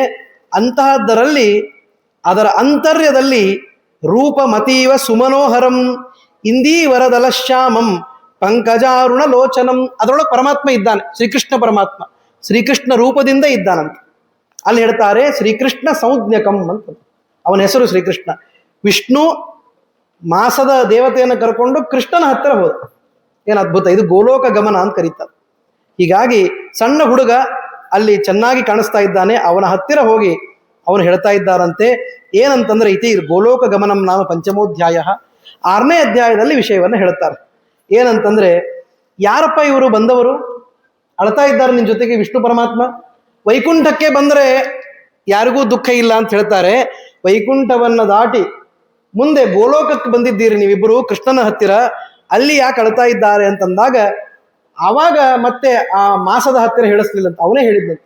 ಈ ಮಾಸದ ಪರಿಸ್ಥಿತಿ ಏನಾಗಿದೆ ಅಂದ್ರೆ ಯಾರೂ ಇದನ್ನ ಮುಟ್ತಾ ಇಲ್ಲ, ಈಗೆಲ್ಲ ಸಮಸ್ಯೆ ಇದೆ, ಆದ್ದರಿಂದ ಇದನ್ನ ನೀನು ಉದ್ಧಾರ ಮಾಡಬೇಕು ಅಂತ ಹೇಳಿ. ಇತಿ ವಿಷ್ಣು ಕೃತಂ ಸ್ತೋತ್ರಂ ಪ್ರಾತರುತ್ಥಾಯ ಯಪ್ಪಠೇತ್. ಅಲ್ಲ, ದೇವರಿಗೆ ದೇವರು ಉದ್ಧಾರ ಮಾಡಬೇಕು ಅಂತ ಯಾಕೆ ಕೇಳ್ದ? ವಿಷ್ಣು ಪರಮಾತ್ಮ ಕೃಷ್ಣ ಪರಮಾತ್ಮನಿಗೆ ಕೇಳ್ತಾ ಇದ್ದಾನೆ, ನೀನು ಇದನ್ನು ಉದ್ಧಾರ ಮಾಡುವಂತ. ಅವನಿಗೂ ಅದಕ್ಕೇನು ವ್ಯತ್ಯಾಸ? ಕೃಷ್ಣನಿಗೂ ವಿಷ್ಣುವಿಗೂ ಏನು ವ್ಯತ್ಯಾಸ? ನೇಹ ನಾನಾಸ್ತಿ ಕಿಂಚನ ಕಾಲಾಚ್ಯ ದೇಶ ಗುಣತೋಸ್ಯ ನಚಾದಿರಂತೋ ವೃದ್ಧಿಕ್ಷಯೌ ನತು ಪರಸ್ಯ ಸದಾತನಸ್ಯ ನೈತಾದೃಶ ಕ್ವಚ ಬಭೂವ ನಚೈವ ಭಾವ್ಯೋ ನಾಸ್ತ್ಯುತ್ತರ ಕಿಮು ಪರಮಸ್ಯ ವಿಷ್ಣೋಹೋ ಅಂತ ಹೇಳ್ದಂಗೆ, ಇವನಿಗಿಂತ ಉತ್ತಮರಿದ್ರೆ ನೀನು ಉದ್ಧಾರ ಮಾಡು ಅಂತ ಹೇಳ್ಬೇಕು. ಇವನಿಗೆ ಸಮರೇ ಇಲ್ಲ, ಉದ್ದಮರು ಯಾರಿರ್ತಾರೆ? ಹಾಗಾಗಿ ಅವನೇ ಇನ್ನೊಂದು ರೂಪದಿಂದ ವಿಡಂಬನೆಯನ್ನು ತೋರಿಸ್ತಾ ಇದ್ದಾನೆ ಅಂತ. ನೀವೆಲ್ಲ ನೋಡಿದ್ದೀರಲ್ಲ, ರಾಮ ಪರಶುರಾಮನನ್ನು ಭೇಟಿಯಾದ ಕಥೆ. ಅಲ್ಲೂ ಕೂಡ ಅಷ್ಟೇ, ರಾಮನೂ ಪರಶುರಾಮನೂ ಒಂದೇ ಆದರೂ ಕೂಡ ಅಲ್ಲೊಂದು ವಿಡಂಬನೆ. ವರಾಹ ದೇವರನ್ನ ಶ್ರೀನಿವಾಸ ಭೇಟಿಯಾದ ಕಥೆ. ಅಲ್ಲೂ ಕೂಡ ಶ್ರೀನಿವಾಸನೂ ಅಷ್ಟೇ, ವರಾಹನೂ ಅಷ್ಟೇ, ಇಬ್ಬರೂ ಒಂದೇ ರೂಪ, ಆದರೆ ಒಂದು ವಿಡಂಬನೆ. ಹಾಗೆ ಇಲ್ಲೂ ಕೂಡ ವಿಷ್ಣು ಪರಮಾತ್ಮ ಕೃಷ್ಣ ಪರಮಾತ್ಮನ ಕಡೆಗೆ ಕರ್ಕೊಂಡು ಹೋಗಿದ್ದಾನೆ ಅಧಿಕ ಮಾಸವನ್ನ, ಅದೂ ಕೂಡ ಒಂದು ವಿಡಂಬನೆ ಅಂತ ತಿಳಿಬೇಕು ಅಂತ ಹೇಳ್ತಾರೆ. ಇಷ್ಟಾದ ಮೇಲೆ ಹೇಳ್ತಾರೆ, ಅಯಂತು ಅಧಿಕ ಮಾಸೋಸ್ತಿ ವ್ಯಪೇತ ರವಿ ಸಂಕ್ರಮಣ ಮಲಿನೋ ಅಯಂ ಅನರ್ಹೋಸ್ತಿ ಶುಭ ಕರ್ಮಣಿ ಸರ್ವದಾ. ಅದಕ್ಕಾಗಿ ಅತ ಏನಂ ನಿರಾತಂಕಂ ಸಾನಂದಂ ಕೃಪಯಾ ಕುರು ಮಾಡು ಅಂತ ಹೇಳಿದ್ರು. ಆವಾಗ ಶ್ರೀಕೃಷ್ಣ ಪರಮಾತ್ಮ ಅಂದ, ಅವಶ್ಯವಾಗಿ ಮಾಡ್ತೀನಿ ಅಂತ ಹೇಳಿ ಪುರುಷೋತ್ತಮ ವಿಜ್ಞಪ್ತಿರ್ನಾಮ ಷಷ್ಠೋಧ್ಯಾಯ, 6ನೇ ಅಧ್ಯಾಯ ಮುಗಿಸಿ 7ನೇ ಅಧ್ಯಾಯದಲ್ಲಿ ಅಧಿಕ ಮಾಸಕ್ಕೆ ಒಳ್ಳೆಯ ಐಶ್ವರ್ಯವನ್ನು ಪರಮಾತ್ಮ ಕೊಟ್ಟ ಅಂತ ಹೇಳ್ತಾರೆ. 2 ನಿಮಿಷದೊಳಗೆ ಅದನ್ನ ನೋಡೋಣಂತೆ. ಏನಂತಂದ್ರೆ ಪುರುಷೋತ್ತಮ ಹೇಳ್ತಾನೆ, ಸಮೀಚೀನಂ ಕೃತಂ ವಿಷ್ಣು ಯದತ್ರಾಗತವಾನ್ ಭವಾನ್ ಮಲಮಾಸಂ ಕರೇ ಕೃತ್ವ ಲೋಕೇ ಕೀರ್ತಿಮವಾಪ್ಸಿಸಿ. ವಿಷ್ಣುವೇ, ನೀನು ಈ ರೀತಿಯಾಗಿ ಭಕ್ತರನ್ನ ಕೈ ಬಿಡದೆ ಕೈ ಹಿಡಿದು ಕರ್ಕೊಂಡು ಬಂದಿದ್ದು ದೊಡ್ಡ ಕೀರ್ತಿಗೆ ಕಾರಣ ಆಯಿತು. ನೋಡ್ರಿ ಭಗವಂತ ಎಷ್ಟು ದೊಡ್ಡವನಿದ್ದಾನೆ, ನಮ್ಮನ್ನ ಕೈ ಹಿಡಿದು ಮೇಲೆತ್ತಾನೆ ಅಂತ ಹೇಳಿ ಎಲ್ಲರಿಗೂ ವಿಶ್ವಾಸ ಬರುತ್ತೆ. ನಿಮಗೂ ಕೂಡ ನಾಳೆ ಯಾರಿಗಾದ್ರೂ, ಅರ್ಥಾತ್ ನಮ್ಮ ಸಾಮಾನ್ಯ ಜನರಿಗೂ ಕೂಡ ದುಃಖ ಆದ ಪಕ್ಷದೊಳಗೆ ದೇವರಿಗೆ ನಾವು ಇವೆಲ್ಲ ಪ್ರಶ್ನೆ ಕೇಳಬೇಕು. ಅಧಿಕ ಮಾಸವನ್ನು ಉದ್ಧಾರ ಮಾಡಿದ್ರೆ ನಮ್ಮನ್ನ ಯಾಕೆ ಉದ್ಧಾರ ಮಾಡಲಿಲ್ಲ ಅಂತ ಕೇಳಿದ್ರೆ ಕೈ ಹಿಡಿದು ನಮ್ಮನ್ನೂ ಕರ್ಕೊಂಡು ಹೋಗ್ತಾನೆ ಪರಮಾತ್ಮ. ಹಿಂಗ ಅಭಿಪ್ರಾಯ. ಅದಕ್ಕೆ ಹೇಳಿದ್ರು ಒಂದೇ ಒಂದು ಮಾತು ಹೇಳಿ ಮುಗಿಸ್ಬಿಟ್ಟ. ಈ ಕೆಲವು ಸಲ ದೊಡ್ಡ ಸ್ಥಾನದಲ್ಲಿದ್ದವ್ರು ಹೆಚ್ಚು ಮಾತಾಡುವುದಿಲ್ಲ ನೋಡಿರ್ಬೇಕಾದ್ರೆ. ಏನೇನೋ ಕಷ್ಟಪಟ್ಟು ದೊಡ್ಡವರ ಹತ್ರ ಹೋಗಿರ್ತಾರೆ, ಅವರು ಸುಮ್ಮನೆ ಒಂದು ಸಹಿ ಹಾಕಿ ಕಳಿಸ್ಬಿಡ್ತಾರೆ, ಮುಗಿದೋಯ್ತು. ಹಾಗೆ ಶ್ರೀಕೃಷ್ಣ ಒಂದೇ ಮಾತಿನೊಳಗೆ ಆ ಮಲಮಾಸದ ಅಧಿಕ ಮಾಸದ ಉದ್ಧಾರವನ್ನು ಮಾಡಿಬಿಡ್ತಾನೆ. ಏನಂತ? ಅಹಮೇತೈರ್ ಯಥಾಲೋಕೆ ಪ್ರಥಿತ ಪುರುಷೋತ್ತಮ ತಥಾ ಅಯಮಪಿ ಲೋಕೇಶು ಪ್ರಥಿತ ಪುರುಷೋತ್ತಮ ಅಂತ. ನಾನು ಹೇಗೆ ಜಗತ್ತಿನೊಳಗೆ ಪುರುಷೋತ್ತಮ ಎಂಬ ಹೆಸರಿನಿಂದ ಪ್ರಸಿದ್ಧನಾಗಿದ್ದೀನೋ ಹಾಗೆ ಇನ್ನು ಮುಂದೆ ಈ ಅಧಿಕ ಮಾಸ ಪುರುಷೋತ್ತಮ ಅಂತ ಕರೆಸಿಕೊಳ್ಳುತ್ತದೆ. ಪುರುಷೋತ್ತಮ ಮಾಸ ಅಂತ ಅದರ ಹೆಸರು. ಹೊಸ ಹೆಸರಿಟ್ಟುಬಿಟ್ಟ. ಯಾಕೆ ಅಂದರೆ ಅದು ನನ್ನಷ್ಟೇ ಶ್ರೇಷ್ಠವಾಗಿ, ಅರ್ಥಾತ್ ನನ್ನ ಅನುಗ್ರಹದಿಂದ ಅದು ಶ್ರೇಷ್ಠವಾಗಿ, ಮಾಸಗಳಲ್ಲಿ ಇದನ್ನು ಸೇರಿಸ್ಕೋತಾ ಇರಲಿಲ್ಲ. 12 ಜನ 13ನೇ ಹುಡುಗನನ್ನು ಒಳಗೆ ಸೇರಿಸ್ತಾ ಇಲ್ಲ ಆಟಕ್ಕೆ. ಆ 12 ಹುಡುಗರಿಗಿಂತ ದೊಡ್ಡವನು ಅಂತ ಮಾಡಿಬಿಡ್ತೀನಿ ಇವತ್ತು. ಹೀಗಾಗಿ ಚೈತ್ರಾದಿ ಏನು ಕೊನೆ ಮಾಸ ಪರ್ಯಂತವಾಗಿ ನಾವೇನು ಮಾಸಗಳನ್ನು ನೋಡ್ತೀವೋ, ಆ ದೇವತೆಗಳನ್ನು ನೋಡ್ತೀವೋ, ಆ ಎಲ್ಲ ಮಾಸಗಳಿಗೂ ಶ್ರೇಷ್ಠವಾಗಿ ಈ ಅಧಿಕ ಮಾಸವನ್ನು ಮಾಡಿಬಿಟ್ಟ ಶ್ರೀಕೃಷ್ಣ ಪರಮಾತ್ಮ ಅಂತ ಹೇಳಿದ್ರು. ತಥಾ ಅಯಮಪಿ ಲೋಕೇಶು ಪ್ರಥಿತ ಪುರುಷೋತ್ತಮ ಅಸ್ಮೈ ಸಮರ್ಪಿತ ಸರ್ವೇ ಯೇ ಗುಣ ಮೈ ಸಂಸ್ಥಿತ ಪುರುಷೋತ್ತಮೇವೇತಿ ಯನ್ನಾಮ ಪ್ರಥಿತಂ ಲೋಕವೇದಯೋ ಏತನ್ನಾಮ್ನ ಜಗತ್ಸರ್ವಂ ಪವಿತ್ರಂ ಚ ಭವಿಷ್ಯತಿ ಮತ್ಸಾದೃಶ್ಯಮುಪಾಗಮ್ಯ ಮಾಸಾನಾಂ ಅಧಿಪೋ ಭವೇತ್. ಎಲ್ಲ ಮಾಸಗಳಿಗೆ ಶ್ರೇಷ್ಠವಾದ ಮಾಸ ಅಂತ ಇದನ್ನು ಕರೀತಾರೆ. ಎಲ್ಲ ಮಾಸಕ್ಕೂ ಒಬ್ಬರು ಅಧಿಪತಿ ಇದ್ದಾರಲ್ಲ, ಈ ಮಾಸಕ್ಕೆ ನಾನೇ ಅಧಿಪತಿ ಅಂತ ಅಂದ್ರು. ಹೀಗಾಗಿ ಇದಕ್ಕೇನಾಯಿತು? ಪುರುಷೋತ್ತಮ ಮಾಸ ಅಂತ ಕರೀತಾರೆ. ಅವತ್ತಿನಿಂದ ಅಧಿಕ ಮಾಸ ಅನ್ನೋದು ಅತ್ಯಂತ ಶ್ರೇಷ್ಠ ಮಾಸ ಆಯಿತು. ಇನ್ನೂ ಏನೇನು ವಿಷಯಗಳನ್ನು ಹೇಳಿದರು ಅನ್ನೋದನ್ನು ನಾಳೆ ದಿವಸ ನಾವು ವಿಶೇಷವಾಗಿ ಚರ್ಚೆ ಮಾಡೋಣ. ಹರೇ ನಮಃ. ಶ್ರೀಕೃಷ್ಣಾರ್ಪಣಮಸ್ತು.